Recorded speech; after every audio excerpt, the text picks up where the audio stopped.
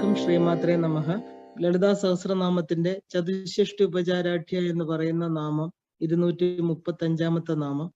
അതിന്റെ ചതുഷ്ഷ്ടി ഉപചാരങ്ങൾ എന്തൊക്കെയാണ്, 64 ഉപചാരങ്ങൾ കൊണ്ട് ദേവിയെ എങ്ങനെയാണ് ഉപചരിക്കേണ്ടത്, എങ്ങനെയാണ് ഒരു ഉപാസകൻ ദേവിയുടെ അടുത്തേക്ക് എത്തേണ്ടത് എന്നുള്ള വിഷയങ്ങളെ കുറിച്ച് വളരെ വിശദമായിട്ട് ചർച്ച ചെയ്തുകൊണ്ടിരിക്കുകയാണ്. നമ്മള് 45 ഉപചാരം ദേവിക്ക് കൊടുത്തു. വളരെ മനോഹരമായിട്ടുള്ള ആഭരണങ്ങൾ എല്ലാം അമ്മയെ ധരിപ്പിച്ചു, അമ്മയ്ക്ക് വസ്ത്രം കൊടുത്തു.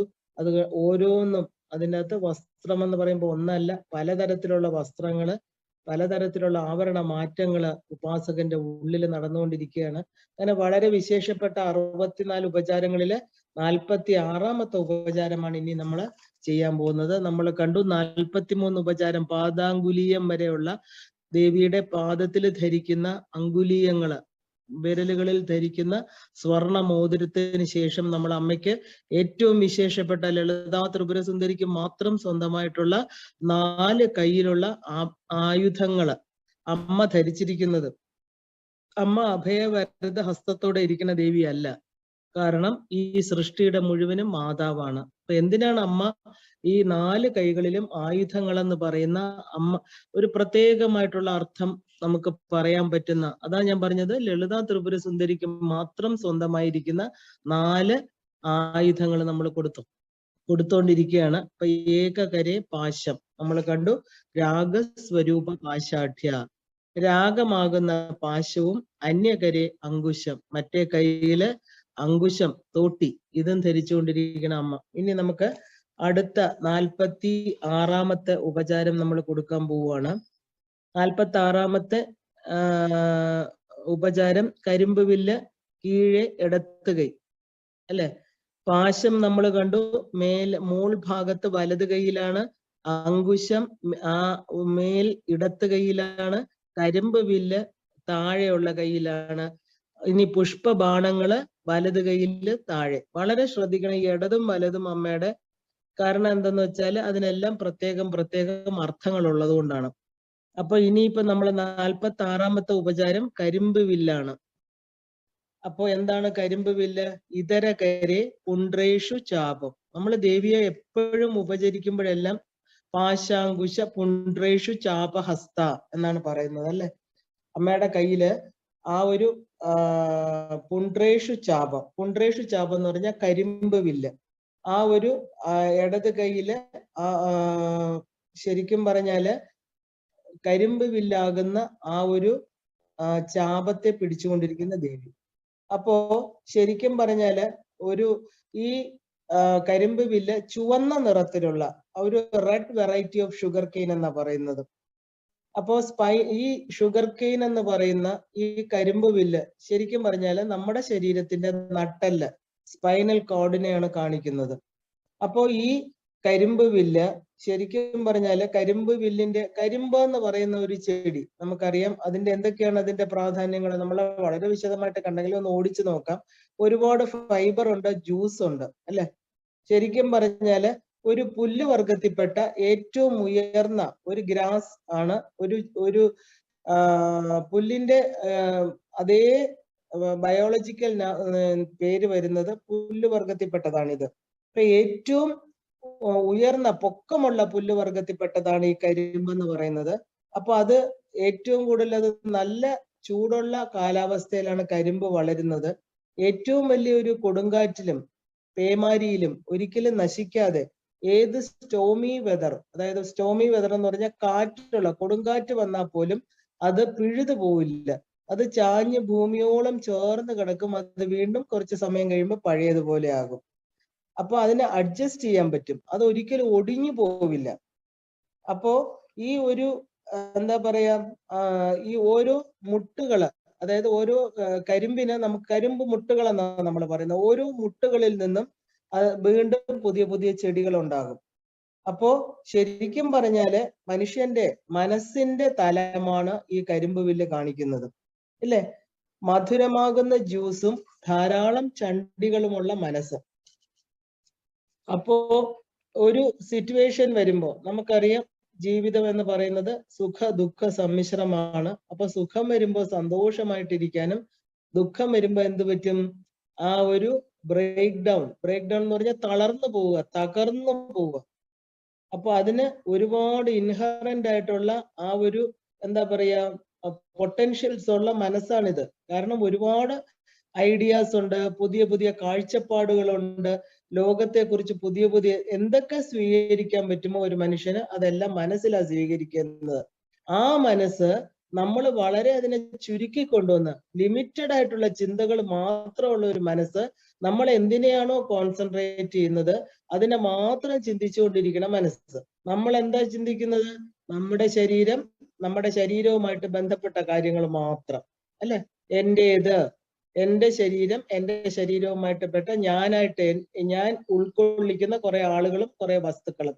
അപ്പൊ ആ വസ്തുക്കൾക്ക് എന്തെങ്കിലും സംഭവിച്ചാൽ, എന്റെ ശരീരത്തിന് എന്തെങ്കിലും രോഗാവസ്ഥ സംഭവിച്ചാൽ നമ്മൾ എന്താണ്? ടോട്ടൽ നെർവസ് ബ്രേക്ക് ഡൗൺ എന്നൊക്കെ നമ്മൾ കേട്ടിട്ടില്ലേ? തകർന്നു പോവുക. അതാണ് നമുക്ക് സംഭവിക്കുന്നത്. അപ്പൊ ഈ ഷുഗർ കെയിൻ എന്ന് പറയുന്ന കരിമ്പ് വില്ല് എന്താ? നമുക്ക് ദേവി എന്തിനാ, അമ്മ എന്തിനാ ഇത് കൈവച്ചിരിക്കുന്നത്? നമ്മുടെ മനസ്സാ അമ്മ കൈവച്ചേക്കുന്നത്. അപ്പോ ഈ കരിമ്പ് വില്ല് എന്ന് പറയുന്ന കരിമ്പ് ചെടി നല്ലൊരു കാറ്റും മഴയും വരുമ്പോ അത് അങ്ങ് തറപറ്റ ചരിഞ്ഞു കിടക്കും അത്. പക്ഷെ കുറച്ച് ദിവസം കഴിയുമ്പോൾ സൂര്യപ്രകാശമേറ്റ് പതുക്കെ പതുക്കെ പതുക്കെ അത് വീണ്ടും സ്ട്രെയിറ്റ് ആയിട്ട് നിൽക്കും. നമ്മുടെ മനസ്സും അതുപോലെ ആയിരിക്കണം. സുഖദുഃഖങ്ങൾ വന്നു പോകും. സുഖം വരുമ്പോ നമ്മുടെ മനസ്സ് ചായത്തൊന്നുമില്ല, ദുഃഖം വരുമ്പോഴാണ് ചാഞ്ഞു പോകുന്നത്, അല്ലെ? ടോട്ടലി നമ്മൾ എന്താവും? ഭയങ്കര റെസ്റ്റ്ലെസ് ആവും, വിഷമം, ദുഃഖം, അങ്ങോട്ട് പോയി ഇങ്ങോട്ട് പോയി, എല്ലാരോടും പരാതി പറഞ്ഞു, ഇല്ലേ? അസ്ട്രോളജറെ കണ്ടു, പരിഹാരം ചെയ്തു, ഈശ്വരൻ എവിടെ പോയി ഒളിച്ചു, 100 ചോദ്യങ്ങൾ. പക്ഷെ ഒരു കാര്യം നമ്മൾ മനസ്സിലാക്കണം, സുഖം പോലെ തന്നെ ദുഃഖവും പെർമനന്റ് അല്ല. സുഖവും പെർമനന്റ് അല്ല, ദുഃഖവും പെർമനന്റ് അല്ല. ഭഗവാൻ പറയണു, ആഗമോ പായിനോ അനിത്യാഹ. ജീവിതത്തിൽ വന്നു ചേരുന്ന സംഭവങ്ങൾ ഒന്നും പെർമനന്റ് അല്ല. ശരീരമേ പെർമനന്റ് അല്ല. അപ്പൊ പിന്നെ സുഖദുഃഖങ്ങൾ എങ്ങനെയാണ് നമുക്ക് പെർമനന്റ് ആവുക? അപ്പൊ നമ്മൾ അതിൽ കയറി ഒരുപാട് ചേർന്ന് ഒരുപാട് ദുഃഖിക്കുകയും വേണ്ട, ഒരുപാട് സന്തോഷിക്കുകയും വേണ്ട.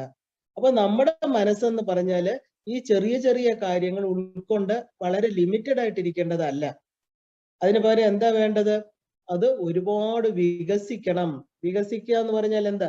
ഈശ്വരനാകുന്ന ആ ശക്തിയെ നമ്മൾ ഉൾക്കൊണ്ട് പ്രപഞ്ചമാകുന്ന ഈശ്വരൻ, ഈ ഭഗവതിയെ, പരാശക്തിയെ അറിഞ്ഞ് ഈ പറയുന്ന ചെറിയ ഒരു കണ്ണുകൊണ്ടും കാതുകൊണ്ടും ചെവി കൊണ്ടും നാവ് കൊണ്ടും ഒന്നും അറിയുന്നതല്ല നമ്മുടെ ലോകം. അത് നമ്മുടെ ലിമിറ്റഡ് ആയിരിക്കുന്ന വേൾഡാണ്, അനുഭവ തലമാണ്.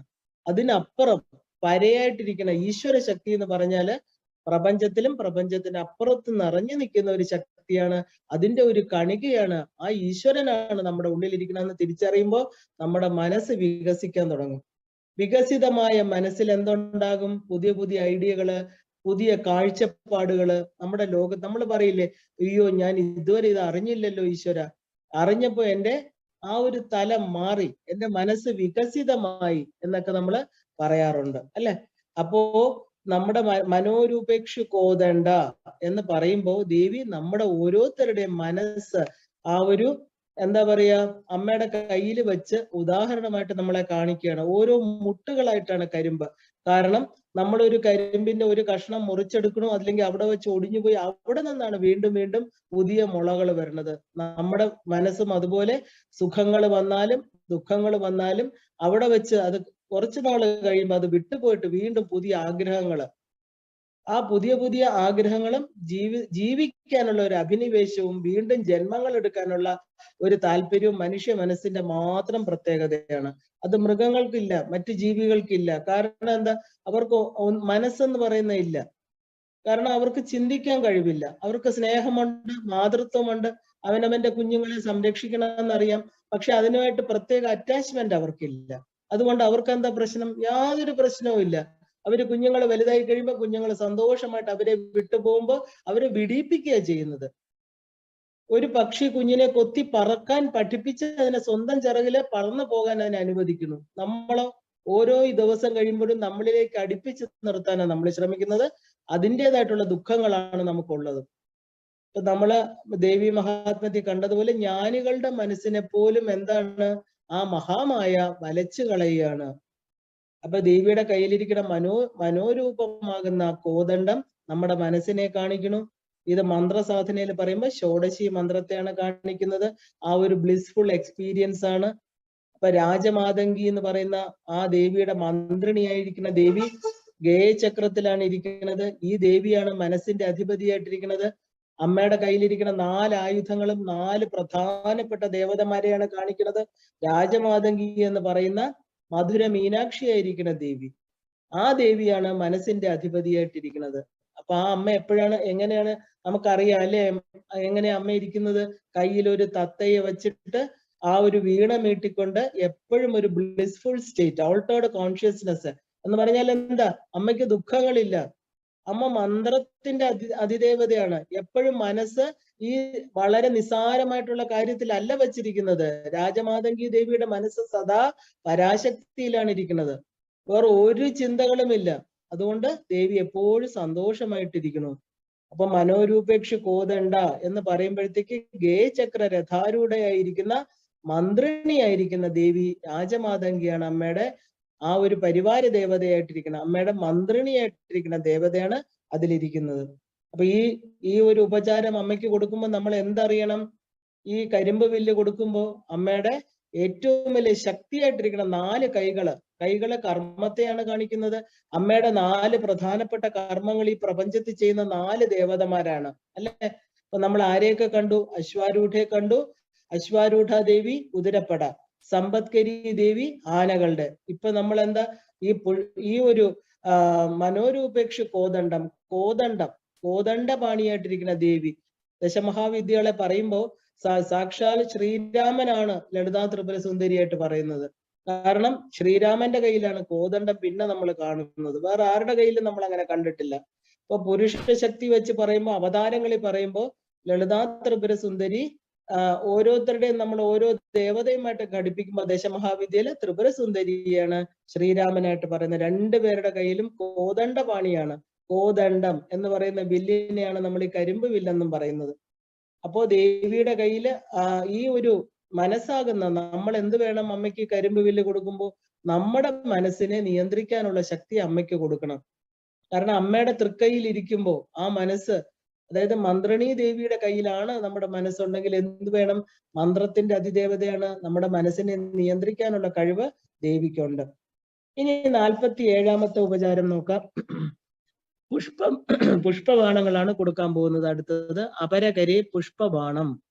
അടുത്തത് എന്താ? അടുത്ത കയ്യില്, അതായത് കരിമ്പ് വില്ല് ഇടത് കൈയിലാണ്, പുഷ്പബാണങ്ങള് ഇടത് ഭാഗത്ത്, കീഴ് വലത് കൈയില്.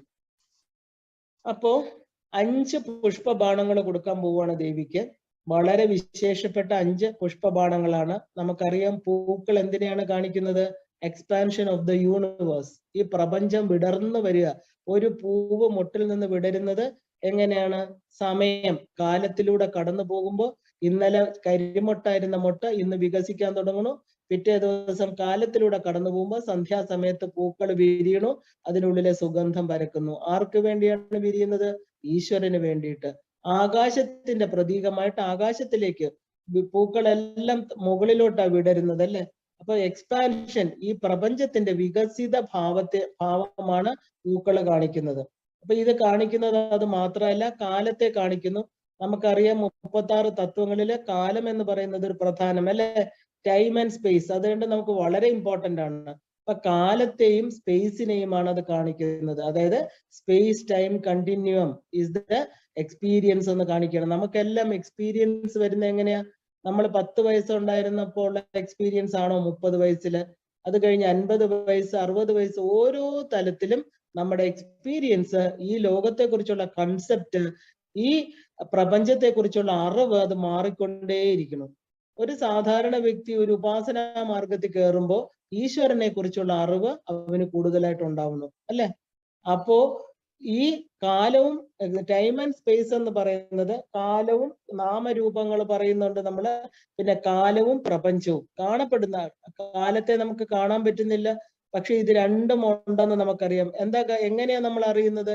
ശരീരത്തിൽ വരുന്ന മാറ്റങ്ങളിലൂടെ, പ്രപഞ്ചത്തിൽ വരുന്ന മാറ്റങ്ങളിലൂടെ. മാറ്റമാണ് കാലത്തിന്റെ പ്രതീകമായിട്ട് നിൽക്കുന്നത്. അതുകൊണ്ടാണ് കാലം ഉണ്ടെന്ന് നമ്മൾ അറിയുന്നത്. ശരിക്കും ഒരു കലണ്ടർ ഇല്ലാത്ത ഒരിടത്താണ് നമ്മൾ ജീവിക്കുന്നത്. നമുക്ക് കലണ്ടറിൽ നോക്കുമ്പോഴാണ് ദിവസങ്ങൾ അറിയുന്നത്. ഇനി കലണ്ടർ ഇല്ലാത്ത ഒരു സ്ഥലത്ത് അവരെങ്ങനെയാ അറിയുന്നത്? അവരുടെ ശരീരത്തിൽ വരുന്ന മാറ്റം സൂര്യന്റെ ഉദയവും സൂര്യന്റെ ഉദയാസ്തമനങ്ങളെ ബേസ് ചെയ്തിട്ടാണ് കാലത്തെ അറിയുന്നത്. അപ്പൊ ഈ കാലം എന്ന് പറയുന്നത് സൂര്യനിലൂടെ ചന്ദ്രനിലൂടെ പ്രപഞ്ച ശക്തികൾ പ്രവർത്തിച്ചുകൊണ്ട് കാലം അനുസ്യൂതം ഒഴുകിക്കൊണ്ടേയിരിക്കണം. അത് നമുക്ക് എക്സ്പീരിയൻസ് ചെയ്യുന്നത് എന്താ? നമ്മുടെ മനസ്സിൽ.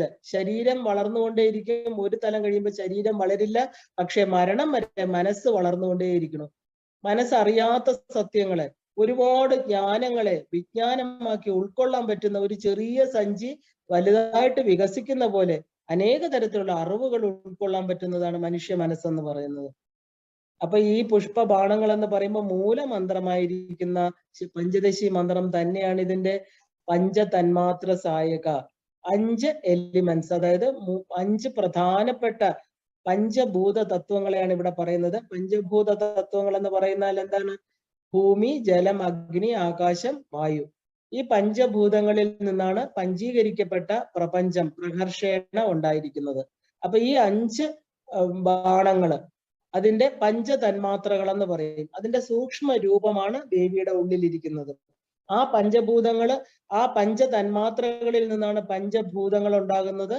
പഞ്ചഭൂതങ്ങളിൽ നിന്ന് പഞ്ചജ്ഞാനേന്ദ്രിയങ്ങള്, പഞ്ചജ്ഞാനേന്ദ്രിയങ്ങളിൽ നിന്ന് കർമ്മേന്ദ്രിയങ്ങള്, പിന്നെ 4 അന്ധകരണങ്ങള്, അല്ലെ? ഇങ്ങനെയാണ് പ്രപഞ്ചം വികസിക്കുന്നത് ഒരു വ്യക്തിക്ക്. അപ്പൊ ഈ 5 എലിമെന്റ്സ്, ഈ 5 എലിമെന്റ്സിനെയാണ് ദേവി കയ്യിൽ വെച്ചിരിക്കുന്ന 5 പുഷ്പങ്ങളായിട്ട് പറയുന്നത്. നമ്മൾ ആദ്യം ലളിതാ സഹസ്രനാമത്തിന്റെ നാമത്തിലെ പൂക്കളും അതിന്റെ പ്രധാനപ്പെട്ട എല്ലാം പഠിച്ചതാണ്. അപ്പൊ ഈ 5 പൂക്കൾ, അതായത് ഈ പഞ്ചതന്മാത്ര സഹായികയായിട്ടിരിക്കുന്ന ആ ഒരു ഏറ്റവും പ്രധാനപ്പെട്ട, അതായത് ഈ പ്രപഞ്ചത്തെ ഉണ്ടാക്കാൻ തന്നെ കാരണമായിരിക്കുന്ന ഈ പഞ്ചബാണങ്ങളുടെ ദേവിയാണ് മഹാവാരാഹി.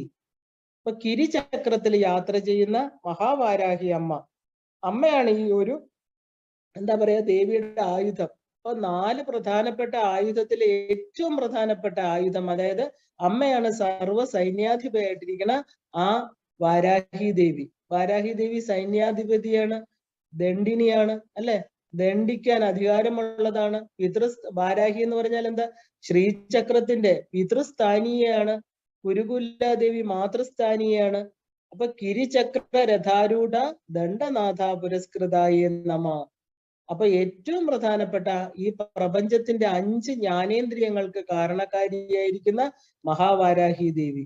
തന്ത്രശാസ്ത്രത്തിൽ പറയണു, ഇച്ഛാശക്തിമയം പാശം അങ്കുശം ജ്ഞാനരൂപിണം ക്രിയാശക്തിമയി ബാണധനുഷി. അപ്പൊ ഇങ്ങനെയാണ് പറയുന്നത്. സാധാരണ നമ്മൾ എന്താ പറയുന്നത്? നമ്മളെ ജ്ഞാന ക്രിയാശക്തികളാണ് ഈ പറയുന്ന 3 ശക്തികളായിരിക്കുന്ന 3 ത്രികോണങ്ങൾ ശ്രീചക്രത്തിന്റെ ഈ പ്രപഞ്ചത്തെ നിർമ്മിക്കുന്നത്. അപ്പൊ ഇതില് ആദ്യം ഈ ഒരു ലളിതാ സഹസ്രനാമത്തിലെ നാമം 5 എണ്ണമായിട്ട് പറയുന്നുണ്ട്. അപ്പൊ ഇതില് 4 ആയുധങ്ങളാണ് നമ്മൾ. 5ാമത്തത് ലളിതാ ത്രിപുര സുന്ദരി, അല്ലെ? പക്ഷെ തന്ത്രശാസ്ത്രം പണ്ട് ഈ പറഞ്ഞ എന്താ പറയാ തന്ത്രശാസ്ത്രത്തില് ഉണ്ടായിരുന്ന ഒരു എന്താ പറയാ ഒരു ചെറിയ ശ്ലോകമാണിത്. കാരണം എന്താണത്? ഇച്ഛാശക്തിമയമാണ് പാശം. അപ്പൊ ദേവിയുടെ ഇച്ഛാശക്തി, ജ്ഞാനശക്തി, ക്രിയാശക്തിയില് ഈ ഇച്ഛാശക്തിയാണ് പാശം. അങ്കുശം ജ്ഞാനരൂപിണം, അങ്കുശമാണ് ജ്ഞാനരൂപിണിയായിട്ടിരിക്കുന്നത്. ക്രിയാശക്തി എന്ന് പറയുന്നത് എന്താണ്? ബാണവും ധനുഷും. അപ്പൊ മനോരൂപേക്ഷ കോദണ്ഡവും പഞ്ചതന്മാത്ര സഹായകവും രണ്ടും കൂടെ ചേർന്നതാണ് എന്ത്? ക്രിയാശക്തി. അപ്പൊ ദേവി എന്ന് പറഞ്ഞാൽ ആര്? ലളിതാ മഹാത്രിപുര സുന്ദരിയെ 3ആയിട്ട് ആദ്യത്തെ ത്രികോണം ബിന്ദുവിൽ നിന്ന് ആദ്യത്തെ ത്രികോണം പറയണമെങ്കിൽ എന്താ? ആ 3 ഇച്ഛാജ്ഞാന ക്രിയാശക്തിയാണ്, അല്ലെ? ഇത് 3ഉം കൂടെ ചേരുമ്പോൾ ലളിതാ ത്രിപുര സുന്ദരിയാവും. അമ്മയുടെ കയ്യിലിരിക്കുന്ന ഈ 4 പ്രധാനപ്പെട്ട ആയുധങ്ങൾ എന്ന് പറയുന്നത്, പാശം എന്ന് പറയുന്നത് ഇച്ഛാശക്തി, അങ്കുശം എന്ന് പറയുന്നത് ജ്ഞാനശക്തി, ക്രിയാശക്തി 2 എണ്ണം ചേർന്നതാണ് ബാണവും ധനുഷും. അപ്പോ ഈ പറയുന്ന ദേവിയുടെ ഇച്ഛ എന്ന് പറയുന്നത് എന്താണ്? ഈ പാശമാണ്. പാശ ദേവിയുടെ ഏറ്റവും ഉയർന്ന ശക്തിയാണ്. ദേവിയുടെ ആഗ്രഹപ്രകാരമാണ് ഈ പ്രപഞ്ചം ഉണ്ടായിരിക്കുന്നത്. ആ പ്രപഞ്ചത്തിനെ ഉണ്ടാക്കുന്ന പാശമായിരിക്കുന്ന ആ കയറ്, അതാണ് ദേവിയുടെ കയ്യിലിരിക്കുന്നത്. അതുകൊണ്ടാണ് നമ്മൾ ദേവി ഉണ്ടാക്കുന്ന എല്ലാ മനുഷ്യർക്കും പലതിനോടും പാശം ഉണ്ടാകുന്നത്. ദേവിയുടേത് ഡിവൈൻ വില്ലാണ്, നമ്മുടേതോ നശിച്ചു പോകുന്ന ശരീരത്തോടുള്ള പാശമാണ്. അതേ ഉള്ളു വ്യത്യാസം, അല്ലെ? അപ്പോ ഈ പറയുന്ന അങ്കുശം എന്ന് പറയുന്നതും ദേവിയുടെ ഡിവൈൻ എന്ന് പറയുന്നത് ഈശ്വരീയമാണ്.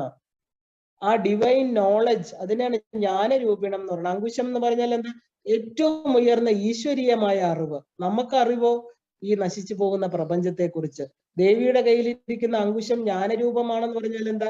ഈ ആരാണ് ഈശ്വരൻ, എന്താണ് ഈശ്വര ശക്തി, എവിടെയാണ് ഈശ്വരന്റെ വാസം എന്നൊക്കെയുള്ള ആ ഒരു ഡിവൈൻ നോളജ് എന്ന് പറഞ്ഞാൽ വേദം എന്നർത്ഥം.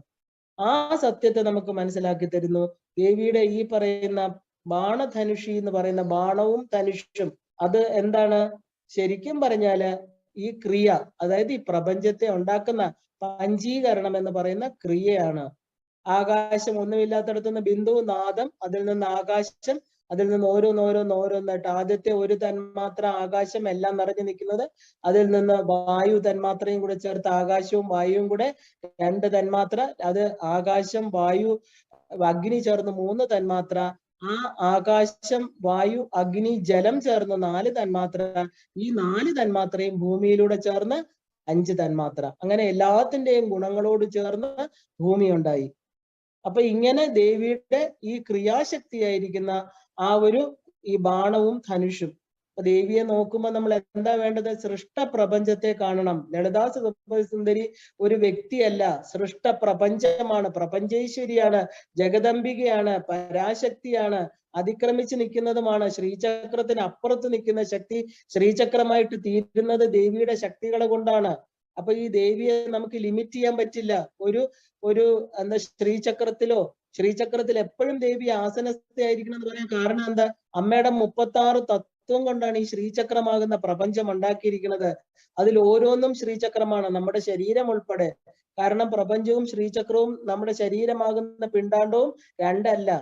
അപ്പൊ ദേവി എവിടെയായിരിക്കുന്നത്? പ്രപഞ്ചേശ്വരിയായിട്ട്, ഈ പ്രപഞ്ച ശക്തിയായിട്ട്, ലളിതാ ത്രിപുരസുന്ദരിയായിട്ട് 36 തത്വങ്ങളിലും ആ അതേ ശക്തി നമ്മുടെ മനുഷ്യ ശരീരത്തില് നമ്മുടെ പ്രാണശക്തിയായിരിക്കുന്ന കുണ്ടലിനി ശക്തിയായിട്ടും ദേവി വിളങ്ങുകയാണ്. അപ്പൊ എവിടെ കാണുന്ന അകത്തും പുറത്തും എല്ലായിടത്തും ഒരിടത്തും നമുക്ക് ദേവി ഇല്ലാത്ത സ്ഥലമില്ല.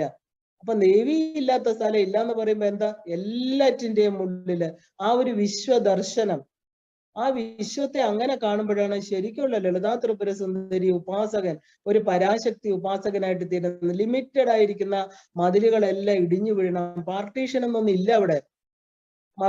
മത്ത പരതരം അന്യത് കിഞ്ചിതസ്തി ധനഞ്ജയ മൈ സർവം ഇതി പ്രോതം. ഞാനാണ് ഈ നൂല് കോർക്കുന്നത്, അത് നീ അറിയൂ അർജുന. ഞാനാകുന്ന നൂലിൽ കോർക്കപ്പെട്ടതാണ് ഇതെല്ലാം. എപ്പോഴും ഈ ധാരണ, വിശ്വരൂപ ദർശനം ഒരാൾക്ക് വരുന്നു, അപ്പോഴും മാത്രമേ നമുക്ക് ആ ആളിനെ പൂർണ്ണമായിരിക്കുന്ന ഉപാസകൻ എന്ന് പറയാൻ പറ്റുള്ളൂ ദേവിയെ. നമ്മുടെ ചെറിയ ചെറിയ സില്ലി കാര്യങ്ങൾക്ക് വേണ്ടി, മോക്ഷത്തിന് വേണ്ടി മാത്രം ഇരിക്കുന്ന ദേവിയല്ല. എല്ലാം പ്രപഞ്ചമാവുമ്പോ, മരണത്തിന് മുമ്പും മരണത്തിന് ശേഷവും നമ്മൾ എവിടെയാ ഇരിക്കുന്നത്? ശരീരമാകുന്ന ശ്രീചക്രത്തിൽ ഇരിക്കുന്ന നമ്മള് ശരീരം വിട്ടുപോകുമ്പോ പ്രപഞ്ചമാകുന്ന ശ്രീചക്രത്തിലേക്ക് പ്രവേശിക്കണം. എന്താ ഇതിൽ വ്യത്യാസം? അപ്പൊ നമുക്ക് എന്തിനാണ് ഇവിടെ നമുക്ക് കുറച്ച് ഡിസ്പാരിറ്റി വെക്കുന്നത്, ഡ്യുവാലിറ്റി വെക്കുന്നത്, അതിരുകൾ കെട്ടുന്നത്? എല്ലാ മനുഷ്യരും നമ്മൾ ധനത്തിന്റെ, പൊസിഷന്റെ ഒക്കെ പേരിൽ നമ്മൾ അതിരുകൾ തിരിക്കണം, അല്ലെ? സ്വന്തങ്ങള് ഒരു വയറിൽ കിടന്നു, ഉദരം, ഒരമ്മയുടെ വയറ്റിൽ ജനിച്ചതല്ലേ? ഏതമ്മയുടെ വയറ്റിലാണ് നമ്മൾ ജനിച്ചത്? ഒറ്റ അമ്മയേ ഉള്ളൂ, പ്രപഞ്ചേശ്വരിയായിരിക്കണ, വിശ്വമാതാവായിരിക്കണ, ജഗദംബികയായിരിക്കണ പരാശക്തിയുടെ മക്കളാണ് എല്ലാം. അപ്പൊ ആ ഒരു സോദരത്വം അത് നമുക്ക് ഉണ്ടായാൽ മാത്രമേ നമുക്ക് ദേവി ഉപാസകയാണെന്ന് പറയാൻ സാധിക്കുള്ളൂ. അങ്ങനെ ദേവിക്ക് 47 ഉപചാരങ്ങൾ കൊടുത്തു. അമ്മയുടെ കയ്യിലിരിക്കുന്ന ലളിതാ ത്രിപുര സുന്ദരിക്ക് മാത്രം പവിത്രമായിരിക്കുന്ന 4 ആയുധങ്ങള്, 4 ദേവതകളെ കുറിച്ച് നമ്മൾ വളരെ വ്യക്തമായിട്ട് അറിഞ്ഞു. ഈ 4 ദേവതകളും പ്രപഞ്ച നിർമ്മാണത്തിന് അമ്മയെ സഹായിക്കുന്നവരാണ്. അമ്മ തന്നെയാണ് ഈ 4 ദേവതമാരായിട്ട് ഇരിക്കുന്നതെന്നും കണ്ടു, അല്ലെ? അപ്പോ ആ ഒരു ഇച്ഛാശക്തിമയമായിരിക്കുന്ന പാശത്തെയും ജ്ഞാനസ്വരൂപമായിരിക്കുന്ന അങ്കുശത്തെയും ക്രിയാശക്തിപരമായിരിക്കുന്ന ആ ഒരു ബാണധനുസിനെയും നമസ്കരിച്ചുകൊണ്ട് ഇനി നമുക്ക് ദേവിക്ക് എന്താ കൊടുക്കാൻ പോകുന്നത്? മാണിക്യ പാദുകം സമർപ്പയാമി.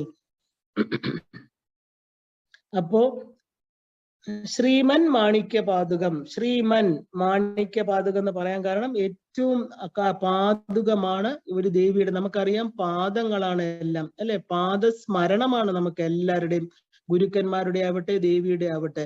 ആ പാതുകങ്ങളാണ് നമ്മുടെ ശിരസിൽ സദാ ഇരിക്കുന്നത്, അല്ലെ? ശിവശക്തി പാദങ്ങള്. അപ്പോ ആ ഒരു ചുമന്ന പാദവും വെളുത്ത പാദവും സദാ നമ്മുടെ ശിരസിൽ ഇരിക്കുന്നത് കൊണ്ടാണ് ഈ ശരീരം പ്രവർത്തിക്കുന്നത്. ആ രണ്ട് സൈഡിലും ശിവനും പാർവതിയുമായിട്ട് അർദ്ധനാരീശ്വര സങ്കല്പത്തില് നമ്മുടെ ശരീരത്തെ പ്രവർത്തിച്ചുകൊണ്ടേയിരിക്കണം. സഹസ്രാരത്തിലും മൂലാധാരത്തിലും എങ്ങനെ എടുത്താലും ശിവശക്തിയാണ് നമ്മുടെ ശരീരത്തിൽ. അപ്പൊ സദാ നമ്മൾ എന്താ? ആപതിക്കും കരണീയം സ്മരണീയം ചരണയുഗളം അമ്പായ. അമ്മയുടെ കാലുകള്, ആ കാലുകൾ സദാ നമ്മുടെ ആ ഒരു ശിരസിൽ ഇരിക്കട്ടെ. ആ കാലിനെ വന്ദിക്കാൻ എനിക്ക് സാധിക്കട്ടെ. ഇനി മുഴുവനും കാണാൻ ഭാഗ്യമില്ല, അല്ലെ? കർമ്മങ്ങൾ നമുക്കറിയില്ല. മുഴുവനുമായിട്ട് അമ്മയെ കാണാൻ എനിക്ക് ഭാഗ്യമില്ലെങ്കിൽ പോലും അമ്മയുടെ പാദങ്ങള് എനിക്ക് സദാ സ്മരിക്കാൻ സാധിക്കണം. ആ എന്റെ ഹൃദയ പത്മങ്ങളില്, എന്റെ ശിരസില് എപ്പോഴും അമ്മ ഉണ്ടായിരിക്കണം. അതിന്റെ ആ ഒരു ഉപചാരമായിട്ട് ആ പാദങ്ങളെ കെട്ടിപ്പിടിച്ച് കിടക്കുന്ന ഒരു ഭക്തനായിട്ട് ആ പാദങ്ങളെ സദാ കാണാനായിട്ട് നമ്മൾ അമ്മയ്ക്ക് എന്താ കൊടുക്കുന്നത്? ആ ഒരു മൃദുവായിരിക്കുന്ന പുഷ്പങ്ങൾ പോലെയുള്ള പാദങ്ങള് ഭൂമിയിൽ പതിഞ്ഞ് അമ്മയുടെ കാലിൽ ഒരു മുള്ളുപോലും കൊള്ളാൻ പാടില്ല. ആ മനസ്സുകൊണ്ട് അങ്ങനെ ധരിച്ചുകൊണ്ട് നമ്മൾ എന്താ കൊടുക്കുന്ന അമ്മയ്ക്ക്? ശ്രീമൻ മാണിക്യ പാതുകം സമർപ്പയാമി. മാണിക്യ രത്നങ്ങൾ പതിച്ച പാതുകങ്ങള്, അതായത് റെഡ് ജുവൽഡ് സാൻഡൽസ്. ഏറ്റവും മാണിക്യം എന്ന് പറഞ്ഞാൽ എന്താ? ചുമന്ന നിറത്തിലുള്ള കല്ലുകള്, മാണിക്യ രത്നങ്ങള്. അപ്പൊ ദേവിയുടെ ആ കാലുകൾ എവിടെയാ സദാ ഇരിക്കുന്നത്? നമ്മുടെ ശിരസില്, അല്ലെ? ഓരോ ഭക്തന്റെയും ശിരസിലാണ് ആ കാലുകൾ വെച്ചിരിക്കുന്നത്. രത്ന ഘടസ്ഥ രക്തചരണാം ധ്യായേത് പരാം അംബികാം. ഘടമാകുന്ന, ശിരസ്സാകുന്ന നമ്മുടെ ഓരോ ഭക്തന്റെയും ശിരസില് ആ പാദങ്ങൾ പതിഞ്ഞിരിക്കുകയാണ്. ശരിക്കും പറഞ്ഞാല് റൂബി എന്ന് പറഞ്ഞാൽ ഏറ്റവും വില കൂടിയ ഒരു രത്നമാണ്. ചുവന്ന രത്നം, ചിന്താമണി പോലെ ചുവന്ന രത്നങ്ങള്. ആ പാതുകമാണ് അമ്മയ്ക്ക് കൊടുക്കുന്നത്. എങ്ങനെയാ നമ്മൾ ഈ പാതുകം അമ്മയ്ക്ക് കൊടുക്കുന്നത്? ഏറ്റവും ശ്രീ എന്ന് പറഞ്ഞാല് ഐശ്വര്യം. ഈ രത്നങ്ങളെല്ലാം തന്നെ തിളങ്ങുന്നവയാണ്. അവിടെ യാതൊരു കറുപ്പ് നിറവുമില്ല, അല്ലെ? അഴുക്കില്ല അതിലൊന്നും. നവരത്ന ഖചിതമായിരിക്കുന്ന മോതിരമാണ് അമ്മയ്ക്ക് കൊടുക്കുന്നത്. അതുപോലെ ഇത് എങ്ങനത്തെയാണ്? ചുമന്ന മാണിക്യ പാതുകം. അപ്പൊ ഈ പാതുകം അമ്മയ്ക്ക് കൊടുക്കാൻ കാരണം നമ്മുടെ ശിരസിലിരിക്കുന്ന അമ്മയുടെ പാതുകങ്ങള്, ഈ കാലുകള്, അതായത് ഈ ചെരുപ്പുകള് നമ്മുടെ ശിരസിൽ, അതായത് നമുക്കൊരു വഴിയെ കാണിച്ച്, കാലുകൾ എന്ന് പറയുമ്പോൾ നമ്മുടെ കർമ്മത്തെ കാണിക്കുന്നു, നമ്മൾ പോകുന്ന വഴിയെ കാണിക്കുന്നു. നമുക്ക് ദേവിയുടെ അടുത്ത് എത്തണമെങ്കിൽ എന്ത് വേണം? നമുക്ക് ഗുരുമണ്ഡലം വേണം, അല്ലെ? ഗുരു നമ്മുടെ കൂടെ വേണം. എന്നാൽ മാത്രമേ നമുക്ക് അവിടെ എത്തിച്ചേരാൻ പറ്റൂ. അപ്പൊ നമ്മൾ ഗുരുവിനെയാണ് അവിടെ സ്മരിക്കുന്നത്. അപ്പൊ ആരാണ് നമുക്ക് വഴി കാണിച്ചു തരുന്നത്? ഗുരുരൂപിണിയായിരിക്കണം സാക്ഷാൽ പരാശക്തി. അമ്മ സെലക്ട് ചെയ്ത കുറച്ചു പേർക്കാണ് ആ വഴി കാണിച്ചു കൊടുക്കുന്നത്, അല്ലെ? എല്ലാവർക്കും കാണിച്ചു കൊടുക്കുന്നില്ല. എല്ലാവർക്കും ഗുരുമന്ത്രം അവർക്ക് എന്താ പറയാ സഹസ്രാരത്തിൽ ജപിക്കാൻ പറ്റുന്നില്ല. അമ്മ ചൂസ് ചെയ്യണം. അമ്മയ്ക്ക് ഇഷ്ടമുള്ളവർക്ക്, അമ്മയ്ക്ക് ഇഷ്ടമുള്ള, അതാണ് നമ്മളൊക്കെ എത്രയോ ഭാഗ്യം ചെയ്തവരാണ്.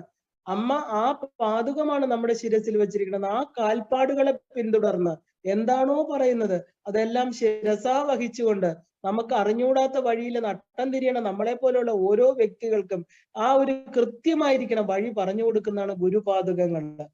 അപ്പൊ ആ പാതുകങ്ങൾ എപ്പോഴാണോ നമ്മുടെ ശിരസിൽ വെക്കുന്നത്, നമ്മുടെ ദുരിതം, ദുഃഖം എല്ലാം, നമ്മൾ ഇതുവരെ ഉണ്ടായിരുന്ന ഡിപ്രഷൻ, ഡിസ്കംഫോർട്ട് എന്തോ ആയിക്കോട്ടെ, നമ്മുടെ ജീവിതത്തിൽ അനുഭവിച്ച എല്ലാ ദുഃഖ ദുരിതങ്ങൾക്കും ഒരവസാനം കാണുകയാണ് ആ ചുമന്ന പാതുകങ്ങൾ. അപ്പൊ ശരിക്കും ആ ചുമന്ന പാതുകങ്ങൾ എന്ന് പറഞ്ഞാൽ ദേവിയുടെ കാലുകൾ അതിൽ വെക്കുകയാണ്. കാരണം ശരിക്കും പറഞ്ഞാല് നമ്മുടെ ജീവിതത്തിൽ ഉണ്ടാകുന്ന ദുഃഖ ദുരിതങ്ങളെ എല്ലാം മാറ്റി ഒരു ബ്ലിസ്ഫുൾ സ്റ്റേറ്റ്, അതായത് ആ ഒരു അനുഭവ മണ്ഡലത്തിലേക്ക് നമ്മളെ കൊണ്ടുപോകുന്നു എന്നർത്ഥം. എപ്പോഴാണോ ഈ പാതുകങ്ങൾ നമ്മുടെ ശിരസിൽ വെക്കുന്നത് അപ്പൊ നമ്മുടെ ആ എക്സ്പീരിയൻസ് ഉണ്ടാകും. ഇതുവരെ നമ്മൾ ബുക്കുകളിൽ നിന്ന് വായിച്ചിട്ടുള്ള അറിവാണ് ഉണ്ടായിരുന്നത്, അല്ലെ? അത് എക്സ്പീരിയൻസ്, അതിനെയാണ് ജ്ഞാനം എന്ന് പറയുന്നത്. ജ്ഞാനം സമ്പാദിച്ചു കഴിഞ്ഞാൽ എന്ത് വേണം? അത് എക്സ്പീരിയൻസ് ട്രൂത്ത് ആവണം. അതിനെയാണ് വിജ്ഞാനം. അപ്പോ ഈ പറയുന്ന ചക്രങ്ങളിൽ ഇതുവരെ നമ്മൾ എവിടെയൊക്കെ ദേവിക്ക് ആഭരണങ്ങളെല്ലാം കൊടുത്തില്ലേ? നമ്മുടെ ശിരസ് മുതൽ താഴെ വരെയുള്ള, കാലിന്റെ പാതുകം വരെയുള്ള, അതായത് ആ മിട്ടി എന്ന് പറയുന്ന വിരലുകളിൽ ഇടുന്ന അങ്കുലിയം വരെ എല്ലാം കൊടുത്തു കഴിഞ്ഞു. അപ്പൊ നമ്മളിപ്പോ എവിടെ എത്തി? എല്ലാ ചക്രങ്ങളും അതിക്രമിച്ചു. മൂലാധാരം, സ്വാധിഷ്ഠാനം, മണിപൂരകം, അനാഹതം, വിശുദ്ധി, ആജ്ഞ. ഇപ്പൊ സഹസ്രാരത്തിൽ നിൽക്കുകയാണ്. സഹസ്രാരം വരെ നമ്മൾ എത്തിക്കഴിഞ്ഞു. അപ്പൊ ഈ എല്ലാ ചക്രങ്ങളുടെയും മേളില് സഹസ്രാരത്തില് ആരായിരിക്കുന്ന ഈ ദേവിയുടെ പാദുകങ്ങൾ അല്ലെ, പാദങ്ങൾ ഇരിക്കുകയാണ്. അപ്പൊ നമുക്ക് എന്താ ദേവിയോട് ആവശ്യപ്പെടേണ്ടത്? ഈ ചക്രങ്ങളിലേക്ക് എനിക്ക് തിരിച്ചു പോകാതിരിക്കട്ടെ. എന്റെ ഏറ്റവും മൂലാധാരത്തിൽ ഇനി ഞാൻ പോവരുതേ അമ്മ. എനിക്ക് ഈ ഭൂമി അല്ല വാസം മതിയായി. അല്ലെ, ഇനി ഒരു ജന്മത്തിൽ എന്റെ മനസ്സ്, എന്റെ ചിന്തകള്, എന്റെ പ്രവൃത്തി ആ മൂലാധാരത്തിൽ ഇരിക്കാതെ അമ്മയ്ക്ക് ഓരോ ആചാരങ്ങളിലൂടെ, അനുഷ്ഠാനങ്ങളിലൂടെ ഞാനിപ്പോ എവിടെ എത്തി? ആ ടോട്ടൽ ബ്ലിസ്ഫുൾ. എവിടെയാ ശിവശക്തി സംയോഗം നടക്കുന്നത്? നമ്മുടെ ശിരസില് അല്ലെ. ആ സഹസ്രാരത്തിൽ നമ്മൾ എത്തിക്കഴിഞ്ഞു. ആ സഹസ്രാരത്തിലാണ് അമ്മയ്ക്ക് എന്ത് കൊടുക്കുന്നത്? ഈ സ്വർണത്തില് ശരിക്കും പറഞ്ഞാൽ ചുമന്ന റൂബി പതിച്ച പാദുകങ്ങളാണ് കൊടുക്കുന്നത്. അപ്പൊ നമ്മൾ അമ്മയോട് പറയാണ്, എല്ലാം നമ്മളുടെ എല്ലാ ചക്രങ്ങളെയും കഴിഞ്ഞു. എന്റെ ജന്മങ്ങള്, അനേക ജന്മങ്ങളിലൂടെ സഞ്ചരിച്ച ഈ ജീവൻ ഇപ്പോഴെവിടെ എത്തി? സഹസ്രാരത്തിൽ എത്തിയിരിക്കുകയാണ്. ഇനി എന്നെ അവിടെ ജീവിക്കാൻ അനുവദിക്കണം. ഇനി എന്നെ താഴോട്ട് അയക്കരുതേ. കാരണം അവിടെ നിന്ന് എനിക്ക് ഈ പാദുകങ്ങള് എന്റെ ജീവിതത്തില്, എന്റെ ഈ ഭൗതിക ശരീരം വെച്ച് ഈ ലൗകിക ജീവിതത്തിലെ ലക്ഷ്യത്തെ കാണിച്ചു തരണം എന്ന് പറഞ്ഞിട്ടാണ് നമ്മൾ എന്ത് കൊടുക്കുന്നത് അമ്മയ്ക്ക്? ഈ ശ്രീമൻ മാണിക്യ പാദുകം സമർപ്പയാമി നമഃ. അപ്പൊ നമ്മളിപ്പോ എല്ലാ ചക്രങ്ങളെയും അതിക്രമിച്ചു. 48 ഉപചാരങ്ങളായപ്പോ നമ്മളിപ്പോ എവിടെ എത്തി? ആ ഒരു സഹസ്രാര പത്മത്തില്. എല്ലാം ശരീരത്തിലെ, നമ്മളുടെ ശരീരം എന്ന് പറയുന്ന പഞ്ചഭൂത നിർമ്മിതമായ ശരീരം എന്താണെന്ന് നമ്മൾ കണ്ടു. ദേവിയുടെ ശരീരവും തമ്മിൽ അജഗജാന്തരം വ്യത്യാസമുണ്ട്. എല്ലാ ആഭരണങ്ങളും നമ്മൾ കൊടുത്തു കഴിഞ്ഞു. ഓരോരോ ആഭരണം ഓരോരോ ചക്രങ്ങളില്, ഓരോരോ സ്ഥലങ്ങളിൽ അത് എന്താണെന്ന് പൂർണ്ണമായിട്ട് കണ്ട ആഭരണ സമർപ്പണം ഇവിടെ കഴിയാണ് പാദുകം കൊടുക്കുന്നതോടുകൂടി. അപ്പൊ മാണിക്യ പാദുകവും കൊടുത്തു കഴിഞ്ഞു. സഹസ്രാരത്തിലെ ശിവശക്തി സംയോഗത്തിലിരിക്കുന്ന ആ ഭഗവതിയോട് പറയുകയാണ്, ഈ ലക്ഷ്യം ഞാനിപ്പോ അറിഞ്ഞു അമ്മ. എന്നെ അമ്മയുടെ അനുഗ്രഹം കൊണ്ട് ഈ ഗുരുപാദുകങ്ങള് എപ്പോഴും എന്റെ ശിരസിൽ തന്നെ ഇരിക്കണം.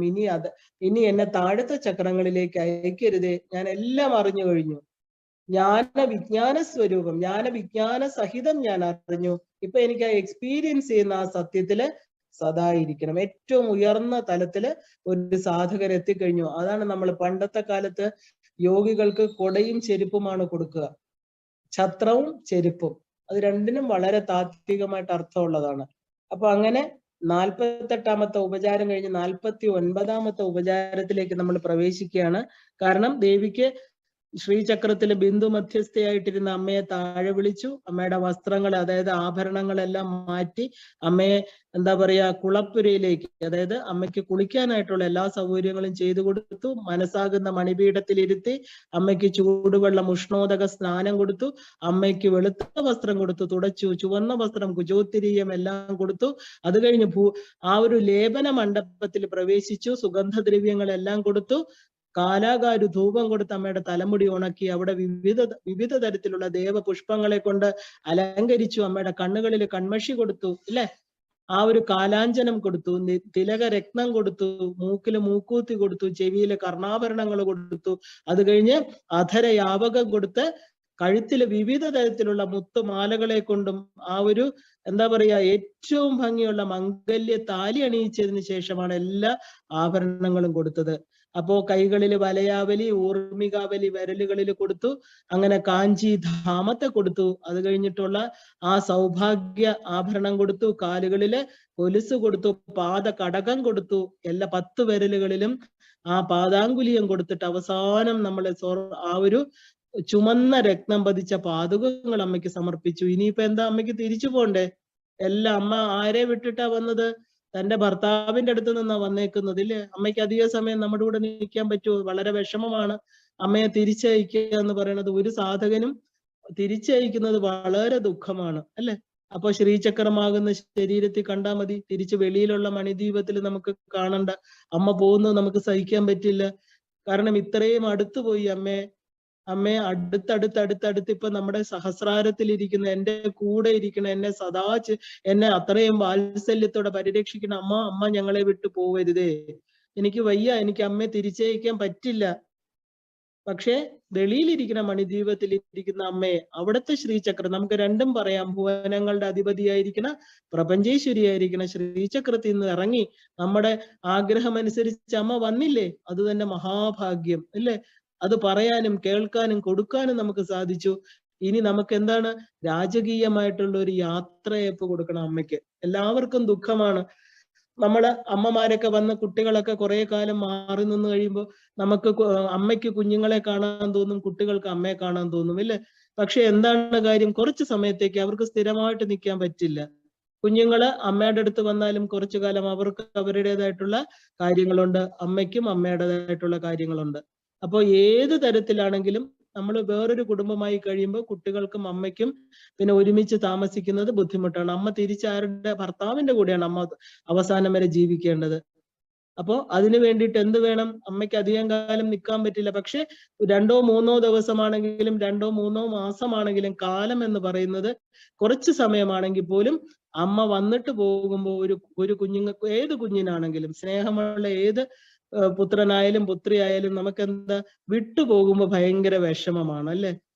അമ്മ ഇനി എന്ന് വരും എന്നാ ചോദിക്കുക നമ്മള്. അമ്മ കുറച്ച് ദിവസമല്ലേ ആയുള്ളൂ, 2 3 മാസം നമുക്ക് 2 3 ദിവസം പോലെ തോന്നും. ഒരു വല്ലാത്ത ശൂന്യത അനുഭവപ്പെടും. അമ്മ പോവരുതേ അമ്മ, എന്തുകൊണ്ട് കുറച്ച് ദിവസം കൂടെ എൻ്റെ അടുത്ത് നിന്നൂടാ? നമുക്ക് നമ്മുടെ അമ്മയുടെ അടുത്ത് പറയാം, പക്ഷെ മഹാത്രിപുര സുന്ദരിയുടെ അടുത്ത് പറയാൻ പറ്റില്ല. കാരണം ബിന്ദുവിലിരിക്കുന്ന നമ്മള് ദേവിയെ മാത്രമാണ് വിളിച്ചത്, ശിവഭഗവാനെ വിളിച്ചിട്ടില്ല. എന്താ, ഒരു അമ്മയോട് മാത്രമേ സ്വകാര്യമായിട്ട് സ്നേഹത്തോടു കൂടി എല്ലാം പറയാൻ പറ്റൂ. ശിവൻ എന്ന് പറഞ്ഞാൽ നമ്മളെ സംബന്ധിച്ച് പിതൃതുല്യനാണ്. അദ്ദേഹം എന്താ കർപ്പൂരഹാരം കരുണാവതാരത്തിലൊക്കെ ഇരിക്കുന്ന, എന്താ പറയാ, ആ ഒരു ഗൗരവ ഭാവത്തിലിരിക്കുന്ന ആളിനെ നമുക്ക് കുറച്ച് ഭയമാണ്, ഇല്ലേ? ആ അദ്ദേഹത്തിന്റെ ആഭരണങ്ങൾ തന്നെ നമ്മളെ കൊണ്ട് അദ്ദേഹത്തിന്റെ ആഭരണങ്ങൾ വല്ലതും കൊടുക്കാൻ പറ്റുമോ? ശ്മശാന ഭസ്മവും പാമ്പുകളും പുലിത്തോലും ജടയില് ഗംഗയും ആയിട്ടിരിക്കുന്ന ആളിനെ നമുക്ക് പേടിയാണ്. ഒരു കുഞ്ഞിന് എപ്പോഴും അച്ഛനെ കുറിച്ച് ഭയമായിരിക്കും, അമ്മയോ സ്നേഹമാണ്.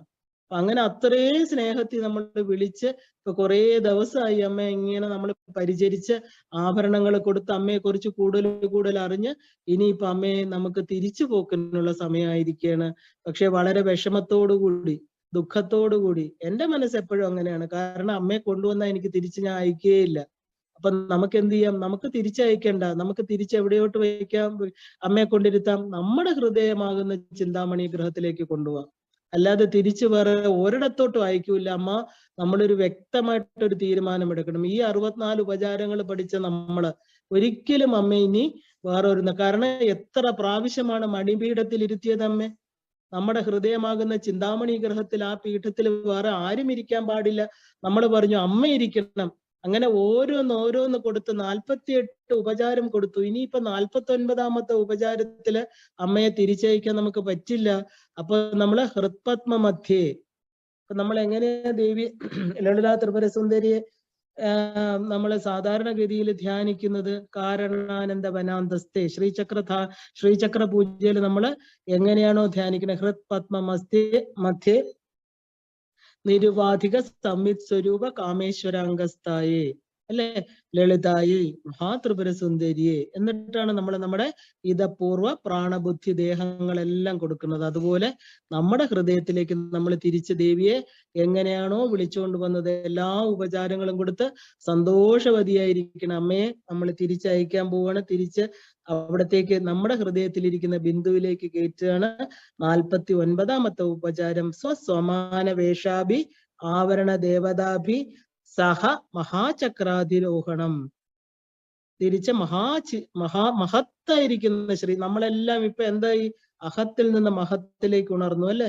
ആ ഒരു മഹാചക്രത്തില്, ആ ചക്രത്തിന്റെ ആ ബിന്ദു പീഠത്തിലേക്ക് അമ്മയെ ആരോഹണം, നമ്മൾ താഴോട്ട് വിളിച്ചുകൊണ്ട് വന്നു, ഇപ്പൊ ഇനി തിരിച്ച് കയറ്റുകയാണ്.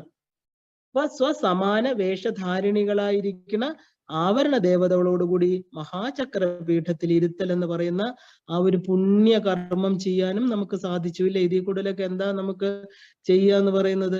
കാരണം സ്വസമാന വേഷം എന്ന് പറഞ്ഞാല്, ശരിക്കും പറഞ്ഞാല് മഹാചക്രം നമുക്കറിയാം. ശ്രീചക്രം എന്ന് പറയുന്നത് എല്ലാ രഥങ്ങളുടെയും ചക്രരാജനാണ്, അല്ലെ? ചക്രരാജരഥം. അപ്പൊ അതിലോട്ട് ദേവിയെ നമ്മള് തിരിച്ച്, ദേവി ഇറങ്ങി വന്നത് തനിച്ചല്ല, എല്ലാ അറ്റൻഡൻസ്, അതായത് ചതുഷ്കോടി യോഗിനികള്, പ്രത്യേകിച്ച് 108 ദേവതകള് അമ്മയുടെ കൂടെ ശ്രീചക്രത്തിൽ ഉണ്ടായിരുന്നു. എല്ലാവരും ദേവിയെ പോലെ വേഷം ധരിച്ചവരായിരുന്നു. ആ ഒരു ദേവിക്ക് എന്താ പറയാ, 9 ആവരണങ്ങളാണ് ശ്രീചക്രത്തിലുള്ളത്. നമുക്കറിയാം ഭൂപുരം കഴിഞ്ഞിട്ട് ഷോഡശതല പത്മം, അഷ്ടതല പത്മം, പിന്നെ 43 ത്രികോണങ്ങള്. അപ്പൊ ഇവിടെ എല്ലാവരും ആരാണ് ഉണ്ടായിരുന്നത്? ആ ദേവിയുടെ ശ്രീചക്രമാകുന്ന രഥത്തില്, അതാണ് ചക്രരാജരഥം. 9 പർവ്വങ്ങളുള്ള ഏറ്റവും വിശേഷപ്പെട്ട ചക്രരാജരഥത്തില് ആ 9 പർവ്വങ്ങളിലും അനേക ദേവതമാരുണ്ടായിരുന്നു. ആ ദേവതമാരെല്ലാവരും ദേവിയെ വിളിച്ച് നമ്മൾ താഴെ കൊണ്ടുവന്നപ്പോ അമ്മയെ അനുഗമിച്ച് താഴെ വന്നിരുന്നു. കാരണം അവരുടെ അമ്മയാണ്. കാരണം നമ്മളും ആ പദത്തിലേക്ക്, ആ യോഗശക്തിയിലേക്ക് യോഗിനികളായിട്ട് ഉയരണം. എന്നാൽ മാത്രമേ നമുക്ക് ശ്രീചക്രത്തിൽ ഏറ്റവും ഉയർന്ന സ്ഥാനത്തേക്ക് പോകാൻ സാധിക്കൂ, മണിദ്വീപിൽ പ്രവേശിക്കാൻ സാധിക്കൂ. ചിന്താമണി പീഠത്തില് ഇരിക്കുന്ന അമ്മയെ, ചിന്താമണി ഗൃഹത്തില് ആ 4 ആംനായങ്ങളിലും അനേക കോടി ദേവതകളുണ്ട്. അതിൽ നമുക്ക് പ്രവേശിക്കുന്ന എന്ത് വേണം? ആ യോഗം ഇല്ലെങ്കിൽ ആ യോഗ്യത നമ്മൾ ഉണ്ടാക്കിയെടുക്കണം. അപ്പൊ ശ്രീചക്രത്തില് ശരിക്കും പറഞ്ഞാല് നമ്മൾ കണ്ടു, ഈ 2 പാദുകങ്ങൾ എന്ന് പറയുന്നത് represent Guru and his directions ആണ്. നമുക്ക് എങ്ങനെ അവിടെ എത്തിച്ചേരാൻ പറ്റും? ഒരു ഗുരുവിനെ കിട്ടിക്കഴിഞ്ഞാൽ ഗുരുവിന്റെ നിർദ്ദേശം അനുസരിച്ച് പോകണം. നമുക്ക് ഗുരുപാദുകം വരെ ഇപ്പൊ കിട്ടിക്കഴിഞ്ഞു അല്ലെ? സഹസ്രാരത്തിലിരിക്കുന്ന ആ ഒരു ഗുരുപാദുകം, ആ പാദുകത്തെ തന്നെയാണ് പൂർണ്ണദീക്ഷാ പാദുകമായിട്ടും പറയുന്നത്. പൂർണ്ണമായിരിക്കണ ആ ഗുരുമണ്ഡലത്തിലേക്കുള്ള പ്രവേശനം. ആരാണോ ശ്രീവിദ്യ ഉപാസന നന്നായിട്ട് ചെയ്ത് ആ ഒരു ശ്രീവിദ്യ ആ ഏത് പഥത്തിലാണോ, കൗളമാർഗത്തിലോ സമയമാർഗത്തിലോ മിശ്രാചാരത്തിലോ ഏതിലാണെങ്കിലും അവരുടെ നിർദ്ദേശം അനുസരിച്ച് പോയി എല്ലാം പൂർത്തിയാക്കുന്ന വ്യക്തി എവിടെ എത്തിച്ചേരണോ? സഹസ്രാരത്തിൽ എത്തിച്ചേരണോ. ആ സഹസ്രാരത്തിലാണ് ആ ത്രികോണം ഇരിക്കുന്നത്. ആ ത്രികോണത്തിന്റെ മുകൾ ഭാഗത്തായിട്ടാണ് ഗുരുമണ്ഡലം ഇരിക്കുന്നത്. അതിന്റെ ഏറ്റവും മുകളില് സർവ വിദ്യാപീഠമായിരിക്കുന്ന ശ്രീപീഠത്തിലാണ് സാക്ഷാൽ ലളിതാ ത്രിപുരസുന്ദരി ഇരിക്കുന്നത്. പഞ്ചപ്രേത മഞ്ചത്തില് സദാശിവനാകുന്ന പലകയിലിരിക്കുന്ന കാമേശ്വര അംഗസ്ഥയായിട്ടിരിക്കുന്ന ദേവിയെ ഗുരുമണ്ഡല രൂപിണിയായിട്ട് ഇപ്പൊ ഇവിടെ കാണുകയാണ്. അപ്പൊ ദേവിയുടെ ആ 2 പാദുകങ്ങൾ, നമ്മുടെ ശിരസിലിരിക്കുന്ന ഗുരുപാദുകങ്ങള്, ഒന്ന് ശിവഭഗവാന്റെയും ഒന്ന് സാക്ഷാൽ പരാശക്തിയുടെയും പാദുകങ്ങളാണ്. അപ്പൊ ഈ മന്ത്രവും യന്ത്രവും കൊണ്ട്, ശ്രീചക്രമാകുന്ന യന്ത്രത്തെ പൂജിച്ചുകൊണ്ട് പരാശക്തിയുടെ ശ്രീവിദ്യയാകുന്ന മന്ത്രം ജപിച്ചുകൊണ്ട് ഓരോ സാധകനും അവന്റെ ഷഡാധാരങ്ങളെ കടന്ന് അവൻ സഹസ്രാരത്തിലെത്തി ശിവശക്തി ഐക്യം പ്രാപിച്ച് ഗുരുമണ്ഡലത്തിൽ എത്തിച്ചേരുകയാണ്. ഗുരുമണ്ഡലം ദേവിയുടെ അതേ വീക്ഷണ നിലയത്തിൽ, അത് ദേവിയുടെ ചുറ്റുപാടും ദേവി നിരീക്ഷിച്ചുകൊണ്ടിരിക്കുകയാണ്. അതിന് ചുറ്റും ഏറ്റവും അടുത്ത് വരുന്ന 15 തിഥിനിത്യ ദേവതകള് പ്രപഞ്ചത്തെ അതിക്രമിച്ച് ഗുരുമണ്ഡലം പോവുകയാണ്. ആ ഗുരുമണ്ഡലം ആരാണ്? ദേവിയുടെ സദാ ദേവിയുടെ അടുത്തിരിക്കുന്നവരാണ് അവര്. ദിവ്യൗഖ സിദ്ധൗഖ, മാനൗഖങ്ങൾ മാത്രം ഭൂമിയിലെ ഗുരുക്കന്മാര്. അവര് ശരീരം ഉപേക്ഷിക്കുമ്പോൾ സിദ്ധൗഖമാവുന്നു, ദേവിയുടെ അടുത്തേക്ക് ചിന്താമണി ഗ്രഹത്തിൽ, അതായത് അപരാജിതം എന്ന് പറയുന്ന ശ്രീവിദ്യ ഉപാസകർക്കുള്ള പ്രത്യേകമായിട്ട് ദേവി ഉണ്ടാക്കിയിരിക്കുന്ന തന്നെ ഉപാസിക്കുന്നവർക്ക്, അവർക്ക് പ്രത്യേകം, നമ്മൾക്കറിയില്ലേ, നമുക്ക് ഓരോരുത്തരും ഓരോ ദേവികൾ അവരെ ഉപാസിക്കുമ്പോൾ, വിഷ്ണുവിനെ ഉപാസിക്കുന്നവർ വൈകുണ്ഠത്ത് പോകുന്നു, ശിവനെ ഉപാസിക്കുന്നവർ കൈലാസത്ത് പോകുന്നു, ഇന്ദ്രനെ ഉപാസിക്കുന്നവർ ഇന്ദ്രലോകത്ത് പോകുന്നു, ഗന്ധർവ ലോകം, ഇങ്ങനെ ഓരോ ലോകങ്ങൾ ഉണ്ടാക്കിയിട്ടുണ്ട്. പക്ഷെ പരാശക്തിയെ ഉപാസിക്കുന്നവർക്ക് പോവേണ്ട സ്ഥലമാണ് അപരാജിതം. ഒരിക്കലും പരാജയമില്ലാത്ത, വിജയം മാത്രമുള്ള ദേവിയുടെ ആ കൊടിക്കൂറ വിജയമാണ്. ആനന്ദ സ്വരൂപിണിയായിരിക്കുന്ന ദേവി ആനന്ദ മണ്ഡലത്തിൽ, അതായത് ആ ചിന്താമണി ഗ്രഹത്തില് എത്തിച്ചേരാനുള്ള ഒരു, എന്താ പറയാ, ഏറ്റവും പ്രധാനപ്പെട്ട ഒരു ടിക്കറ്റ്. നമുക്ക് അവിടെ കയറണമെങ്കിൽ ഇത് വേണം. എന്ത് വേണം? ഈ പഞ്ചദശി മന്ത്രവും വേണം, ശ്രീചക്ര ഉപാസനയും വേണം. ഇത് രണ്ടും ഉള്ളവർക്ക് ഈ 9 ആവരണങ്ങളെ കടന്ന് 36 തത്വങ്ങളെ, 36 സോപാനങ്ങളെ അതിക്രമിച്ചുകൊണ്ട് ആ ഒരു ബിന്ദുമണ്ഡലത്തിലെ ദേവി തന്റെ ചുറ്റും ഇട്ടിരിക്കുന്ന ആ ഒരു മായയാകുന്ന തിരസ്കരണിയെ മാറ്റി ആ ജീവനെ ഉള്ളിൽ പ്രവേശിപ്പിക്കണു. അപ്പൊ സ്വസമാന വേഷാധിപർ 9 ആവരണങ്ങൾ ഇരിക്കുന്ന ഈ ദേവിമാരെ എല്ലാവരും ഉൾപ്പെടെ അവര് കാത്തു നിൽക്കുകയാണ്. കാരണം ഒരു സാധകൻ എന്താ സ്ട്രഗിൾ ചെയ്യാണ് അല്ലെ, കിടന്ന് കഷ്ടപ്പെടുകയാണ് അമ്മയുടെ അടുത്ത് എത്താൻ. അമ്മയെ വിളിക്കുന്നു, കുളിക്കാൻ കൊടുക്കുന്നു, ആഭരണങ്ങൾ കൊടുക്കുന്നു, അവരവിടെ വെയിറ്റ് ചെയ്തിരിക്കുകയാണ് അമ്മയും കൊണ്ട് തിരിച്ചു മേളിലേക്ക് പോവാൻ. അതുകൊണ്ടാണ് അഹമിത്യേവ വിഭാവയേ ഭവാനിയും. ആ അഹം എന്ന് പറയുന്ന, ഞാൻ എന്ന് പറയുന്ന ദേവിയെ ചുറ്റി ഇരിക്കുന്നത് ആരൊക്കെയാണ്? ഈ പറയുന്ന എന്താ പറയാ 9 ആവരണ ദേവതമാര്. നമ്മൾ ഇതിനകത്ത് സൗന്ദര്യലഹരി പഠിക്കുമ്പോൾ നമുക്ക് നല്ലവണ്ണം അറിയാൻ പറ്റും.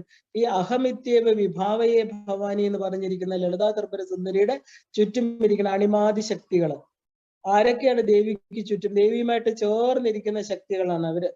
അപ്പൊ അവരെല്ലാരും ദേവിയെ ഇങ്ങനെ എന്താ പറയാ കാത്തിരിക്കുകയായിരുന്നു. ഇപ്പൊ എല്ലാ ഉപചാരങ്ങളും കഴിഞ്ഞു. അപ്പൊ നമ്മൾ ദേവിയെ തിരിച്ച് ആ അമ്മ വന്നതിൽ സന്തോഷത്തോടു കൂടി തിരിച്ച് അമ്മയെ ഈ ആരോഹണം ചെയ്യിക്കുകയാണ്, തിരിച്ച് കയറ്റി വിടാൻ പോവുകയാണ്. എവിടേക്കാണ് അമ്മയെ കയറ്റി വിടാൻ പോകുന്നത്? കാമേശ്വര പര്യങ്കത്തിൽ ഇരുത്തലാണ് ഇനി ചെയ്യാൻ പോകുന്നത്. 50-ാമത്തെ ഉപചാരം കാമേശ്വരന്റെ മടിയിലേക്ക് ഇരിക്കുക. അവിടെ ഇരുന്ന അമ്മയാണ് നമ്മൾ വിളിച്ചുകൊണ്ട് വന്നത്. അപ്പൊ ദേവി എന്ന് പറയുമ്പോൾ പ്രപഞ്ച സ്വരൂപിണിയാണ്. ശിവനില്ലാതെ ദേവിയില്ല. ഈ കാണുന്ന ആ മാറ്റർ ആൻഡ് എനർജി എന്ന് പറയുന്ന നാമരൂപങ്ങളെല്ലാം രണ്ടുപേരും കൂടെ ചേർന്നതാണ്. പക്ഷെ നമുക്ക് കാണാൻ പറ്റുന്ന ശക്തിയുടെ പ്രകടനമാണ്, ശക്തിയുടെ ലാസ്യമാണ്, അല്ലേ? ആ പരബ്രഹ്മ മഹിഷിയായിട്ടിരിക്കുന്ന ദേവി, പരബ്രഹ്മ സ്വരൂപിണി, ഭ്രമയതി വിശ്വം, ഈ വിശ്വത്തെ ഭ്രമിപ്പിച്ചുകൊണ്ട് അനേകായിരം നാമരൂപങ്ങളിലൂടെ പ്രപഞ്ചത്തിൽ അമ്മ കാറ്റായിട്ട്, വെളിച്ചമായിട്ടും പ്രകാശമായിട്ടും അനേകായിരം ജീവികളുമായിട്ടും മനുഷ്യരായിട്ടും ഇവിടെ ദേവി പ്രകടമാവുന്നു. പക്ഷെ ദേവി ഏകമാണ്, ഏകമായിരിക്കുന്ന സത്താണ്. ആ സത്ത ഉണ്മയായിട്ടിരിക്കുന്ന കാമേശ്വരന്റെ പര്യങ്കത്തിലേക്ക് വീണ്ടും തിരിച്ച് പ്രവേശിക്കാൻ പോവുകയാണ്. അതാണ് കാമേശ്വരാംഗ പര്യങ്കോപവേശനം. തിരിച്ച് ആ മടിയിലേക്ക് ഇരുത്താൻ പോവുകയാണ്. കാരണം അവരെപ്പോഴും ഒരുമിച്ചിരിക്കണു. ആ ഒരു ചിന്താമണി ഗ്രഹത്തില് ചിതഗ്നിയില് സദാ നിത്യ ഹോതാക്കളായിരിക്കുന്ന കാമേശ്വരന്മാര്. അപ്പോ ദേവിയുടെ ആ ഒരു ദേവി ഇരിക്കുന്നത് എവിടെയാ? ശിവന്റെ ഇടത് ഭാഗത്ത്. ആ ഒരു മടിയിൽ ഇരിക്കാനായിട്ട് ദേവിയെ നമ്മൾ തിരിച്ച് എവിടെ നിന്ന് വിളിച്ചോണ്ട് വന്നോ അവിടേക്ക് പ്രവേശിപ്പിക്കുക. കാമേശ്വരൻ എന്ന് പറഞ്ഞാൽ എന്താ? യാതൊരു ആട്രിബ്യൂട്ട്സും ഇല്ലാത്ത നിർഗുണ ബ്രഹ്മത്തെയാണ് നമ്മൾ കാമേശ്വരൻ. അവിടെ കാമം വന്നു, ഇല്ല, ഇച്ഛാശക്തി വന്നപ്പോ ആ ശിവൻ ആരായിട്ട് തീർന്നു? കാമേശ്വരനായിട്ട് തീർന്നു, സഗുണ ബ്രഹ്മമായിട്ട് തീർന്നു. ശിവൻ ഒന്നേ ഉള്ളൂ, നിഷ്കള സ്വരൂപനായിരിക്കണം, നിർവികാരനായിരിക്കണം, നിഷ്പ്രപഞ്ചനായിരിക്കണം. ആ നമ്മൾ പറയില്ലേ നിർവാണ അഷ്ടകത്തില്, ആ യാതൊരു നാമരൂപങ്ങളും ഇല്ലാത്ത ശിവൻ എന്തായിട്ട് തീർന്നു? സഗുണോപാസന, അതായത് സഗുണമായിട്ട് ഗുണങ്ങളോട് കൂടിയ ത്രിഗുണാത്മികയായിട്ടിരിക്കുന്ന ദേവിയുമായിട്ട് ചേർന്നപ്പോ അമ്മ എന്താക്കി മാറ്റി? ശിവനെ സഗുണ ബ്രഹ്മമാക്കി മാറ്റി. അപ്പോ കാമേശ്വരൻ എന്ന് പറയുന്നത് ആരാണ്? സാക്ഷാൽ പരമശിവനാണ്. അദ്ദേഹം കാമേശ്വരനായത് എപ്പോഴാണ്? ഇച്ഛാശക്തി വന്നപ്പോഴാണ്. ആ ഇച്ഛാശക്തി ആരാണ്? പരാശക്തിയുടെ ആദ്യത്തെ സങ്കല്പം, ഇച്ഛ എന്ന് പറയുന്ന ആഗ്രഹം വന്നപ്പോഴാണ്. അപ്പൊ രണ്ടുപേരും ഒന്നാണോ? ഒന്ന് തന്നെയാണ്. അപ്പൊ ദേവിക്ക് തിരിച്ച് ആ ശിവന്റെ മടിയിലേക്ക് എത്തുമ്പോ എന്താ ഉണ്ടാവുക? ബ്രഹ്മാനന്ദം. അതിനെയാണ് നമ്മൾ ബ്ലിസ്ഫുൾ സ്റ്റേറ്റ് എന്ന് പറയുന്നത്. അപ്പൊ നമ്മുടെ മൂലാധാരത്തിൽ ഇരുന്ന ദേവിയെ ഈ ചക്രങ്ങളിലെല്ലാം കടത്തിക്കൊണ്ട് സഹസ്രാര പത്മത്തില് ആ ഒരു കാമേശ്വരന്റെ പര്യങ്കത്തിൽ ഇരുത്തപ്പോ ആ ഇരുത്തിയ നമ്മൾ ഓരോരുത്തരും ആരായിട്ട് തീർന്നു? ബ്രഹ്മാനന്ദത്തിന് പാത്രീഭൂതരായിട്ട് തീരണം. അതിനാണ് ഈ 64 ഉപചാരം കൊടുക്കുന്നത്. നമുക്ക് ആ ബ്ലിസ്ഫുൾ സ്റ്റേറ്റ് വരണം. അതൊരിക്കലും നമ്മളിൽ നിന്ന് നഷ്ടപ്പെട്ടു പോകരുത്. ആ സുഖത്തില്, ആനന്ദത്തില് നമുക്ക് നിസ്സാരമായിരിക്കുന്ന സന്തോഷമോ ആഹ്ലാദമോ ഒന്നും വേണ്ട. അത് താൽക്കാലികമാണ്, ശരീരവുമായിട്ട് ബന്ധപ്പെട്ടതാണ്, അത് നശിച്ചു പോകും. സഹസ്രാരത്തിലിരിക്കുന്ന ആ നിരന്തരമായിരിക്കുന്ന ബ്രഹ്മാനന്ദത്തില് നമ്മൾ പ്രവേശിക്കുകയാണ്. ഈ 50-ാമത്തെ ഉപചാരം എന്ന് പറയുന്ന, ഇനി തൊട്ട് ഉപചാരങ്ങളില്ല, ഏകമായിരിക്കുന്ന സത്തില് പ്രവേശിച്ച് അതായി തീരുന്ന ഒരു അനുഭവമാണ് ഇനി ഉണ്ടാകാൻ പോകുന്നത്. കാരണം കാമേശ്വരാംഗ പ്രവേശം എന്ന് പറഞ്ഞാല് ഓരോരുത്തരും ജീവ ബ്രഹ്മ ഐക്യമാണ് അവിടെ വന്നു കഴിഞ്ഞത്. പറയുമ്പോ മാത്രമല്ല, കേൾക്കുന്ന നമുക്കും ശ്രീവിദ്യ ഉപാസകരായിരിക്കുന്ന ഓരോരുത്തരുടെയും അൾട്ടിമേറ്റ് ആയിരിക്കണം ഞാൻ ആര് എന്നുള്ള ചോദ്യത്തിന് ആ ഒരു ബ്രഹ്മവിദ്യ പ്രദായിനിയായിരിക്കുന്ന ദേവി ശ്രീവിദ്യ ഉപാസനയിലൂടെ തന്റെ ആത്മവിദ്യ എന്താണ്, അത് എങ്ങനെ എൻ്റെ അടുത്ത് എത്തണമെന്നുള്ള 50 കാര്യങ്ങളാണ് നമുക്കിപ്പോ പറഞ്ഞു തന്നിരിക്കുന്നത്. ഓരോരുത്തരും അതനുസരിച്ച് ജീവിച്ച് ആ നിഷ്ഠകളോടുകൂടി നമ്മൾ സഞ്ചരിച്ചാൽ തീർച്ചയായിട്ടും ഓരോ കാമേശ്വരിക്കും കാമേശ്വരന്റെ ആ ഒരു പര്യങ്കത്തിലേക്ക് പ്രവേശനം കിട്ടും. നമ്മളെല്ലാം ദേവിയുടെ സ്വരൂപങ്ങളാണ്. നമ്മുടെ ഉള്ളിലിരിക്കുന്നത് ജീവാത്മാവാണ്. പരമാത്മാവായിരിക്കുന്ന ശിവൻ എന്ന് പറയുന്ന പരബ്രഹ്മ സ്വരൂപനാണ്. അതിൽ നിന്ന് പൊട്ടി വന്നിരിക്കുന്ന വെറും ഒരു അഗ്നിയിൽ നിന്ന് അതിന്റെ സ്ഫുലിംഗങ്ങൾ വരുന്ന പോലെ ആ ശക്തിയാണ് നമ്മുടെ ഉള്ളിലിരിക്കണമെന്ന് തിരിച്ചറിഞ്ഞ് ഈ ശരീരത്തെ ഉപേക്ഷിച്ചു കഴിഞ്ഞ് ഓരോ ജീവനും ബ്രഹ്മത്തിലേക്ക് ലയിക്കണം. അതാണ് ഇവിടെ ഇപ്പൊ സംഭവിച്ചിരിക്കുന്നത്. അപ്പോ കാമേശ്വരംഗ നമുക്ക് ദേവിയെ നമസ്കരിച്ചുകൊണ്ട് പഞ്ചദശി മന്ത്രം ജപിച്ചുകൊണ്ട് നമ്മുടെ ഹൃദയപത്മത്തിലിരിക്കുന്ന ആ കാമേശ്വരനായിരിക്കുന്ന സദാശിവന്റെ ആ മടിയിലേക്ക് ദേവിയെ തിരിച്ച് പ്രവേശിപ്പിച്ചിരിക്കണം. നിങ്ങൾ എല്ലാവരും അങ്ങനെ സങ്കല്പിക്കണം. കാരണം എല്ലാ ഉപചാരങ്ങളും കൊടുത്തു കഴിഞ്ഞു. അമ്മ ഞങ്ങളെ വിട്ടു പോവരുത്, ഈ ചിന്താമണി ഗൃഹത്തിൽ ഇനി എനിക്ക് ആരും ഇല്ല.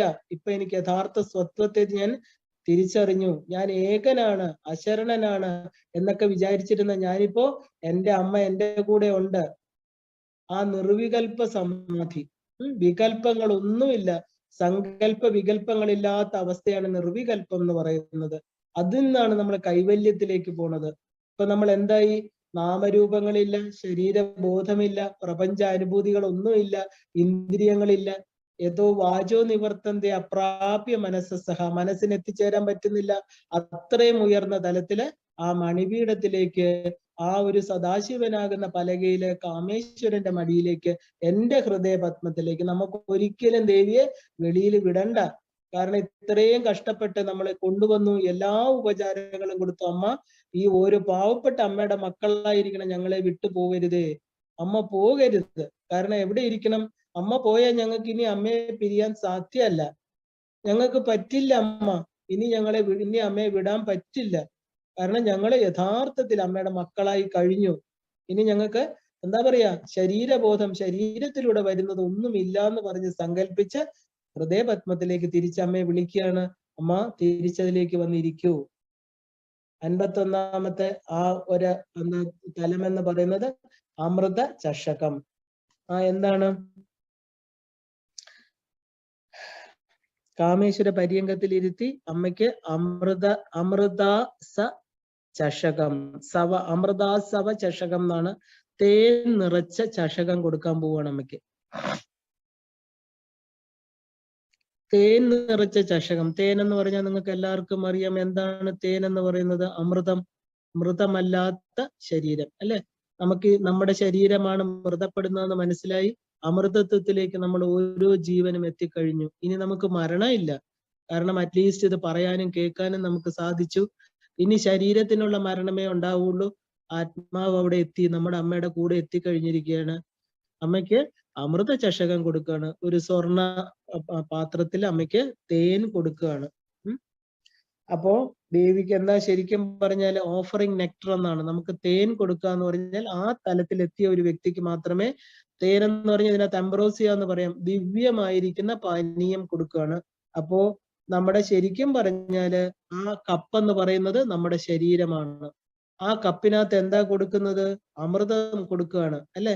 നമ്മളൊരു ഡെത്ത്ലെസ് സ്റ്റേറ്റിലെത്തി, നമുക്ക് മരണമില്ലാത്ത അവസ്ഥയിലെത്തി. ഒരു സാധകൻ ആ ഒരു എന്താ പറയാ, ആ ഒരു identification with the same state എന്നാണ്. ശരീരത്തില് നമ്മുടെ മനസ്സ് അത് ഐഡന്റിറ്റി, നമ്മുടെ സെൽഫ് ഐഡന്റിറ്റി, ശരീരമാകുന്ന ഐഡന്റിറ്റി നഷ്ടപ്പെട്ടിട്ട് ആത്മാവുമായിട്ട് നമ്മൾ ഏകീകൃതമാകുന്ന ഒരവസ്ഥ. അപ്പൊ ആ അമൃത ചഷകം, അമ്മ അമൃത ചഷകം സമർപ്പയാമി എന്ന് പറയുമ്പോ ശരിക്കും മൃത്യുഞ്ജയ മന്ത്രത്തിലെ അവസ്ഥയാണത്. ഉർവാരികമിവ ബന്ധനാത് മൃത്യോർ മുക്ഷീയ മാ അമൃതാത്. എന്താ? അമൃതത്വം. ഇനി ശരീരത്തിലേക്ക് എന്നെ അയക്കരുതേ അമ്മ. എല്ലാം അറിഞ്ഞു, എല്ലാം തൃപ്തമായി, ജനിമൃതികളുടെ രഹസ്യങ്ങളൊക്കെ അറിഞ്ഞു, ഒരു ശ്രീവിദ്യ ഉപാസകനായി ഒരു ജീവിതത്തിൽ നേടേണ്ടതെല്ലാം നേടി. ആത്മീയ തലത്തില് ഭൗതികമായിട്ട് കുറവുകൾ ഉണ്ടായിരിക്കാം, ഏറ്റക്കുറച്ചിലും ഉണ്ടായിരിക്കാം. അതെല്ലാം എൻ്റെ പാപപുണ്യങ്ങളുടെ ഫലമാണ്. അതെല്ലാം ഞാൻ അക്സെപ്റ്റ് ചെയ്യുന്നു. ഇനിയും എനിക്ക് ഈ ശരീര തലത്തിലേക്ക് വരാതെ ഒരു യഥാർത്ഥ സ്വത്വത്തിലേക്ക്, ഞാൻ ആരെന്ന് മനസ്സിലായി.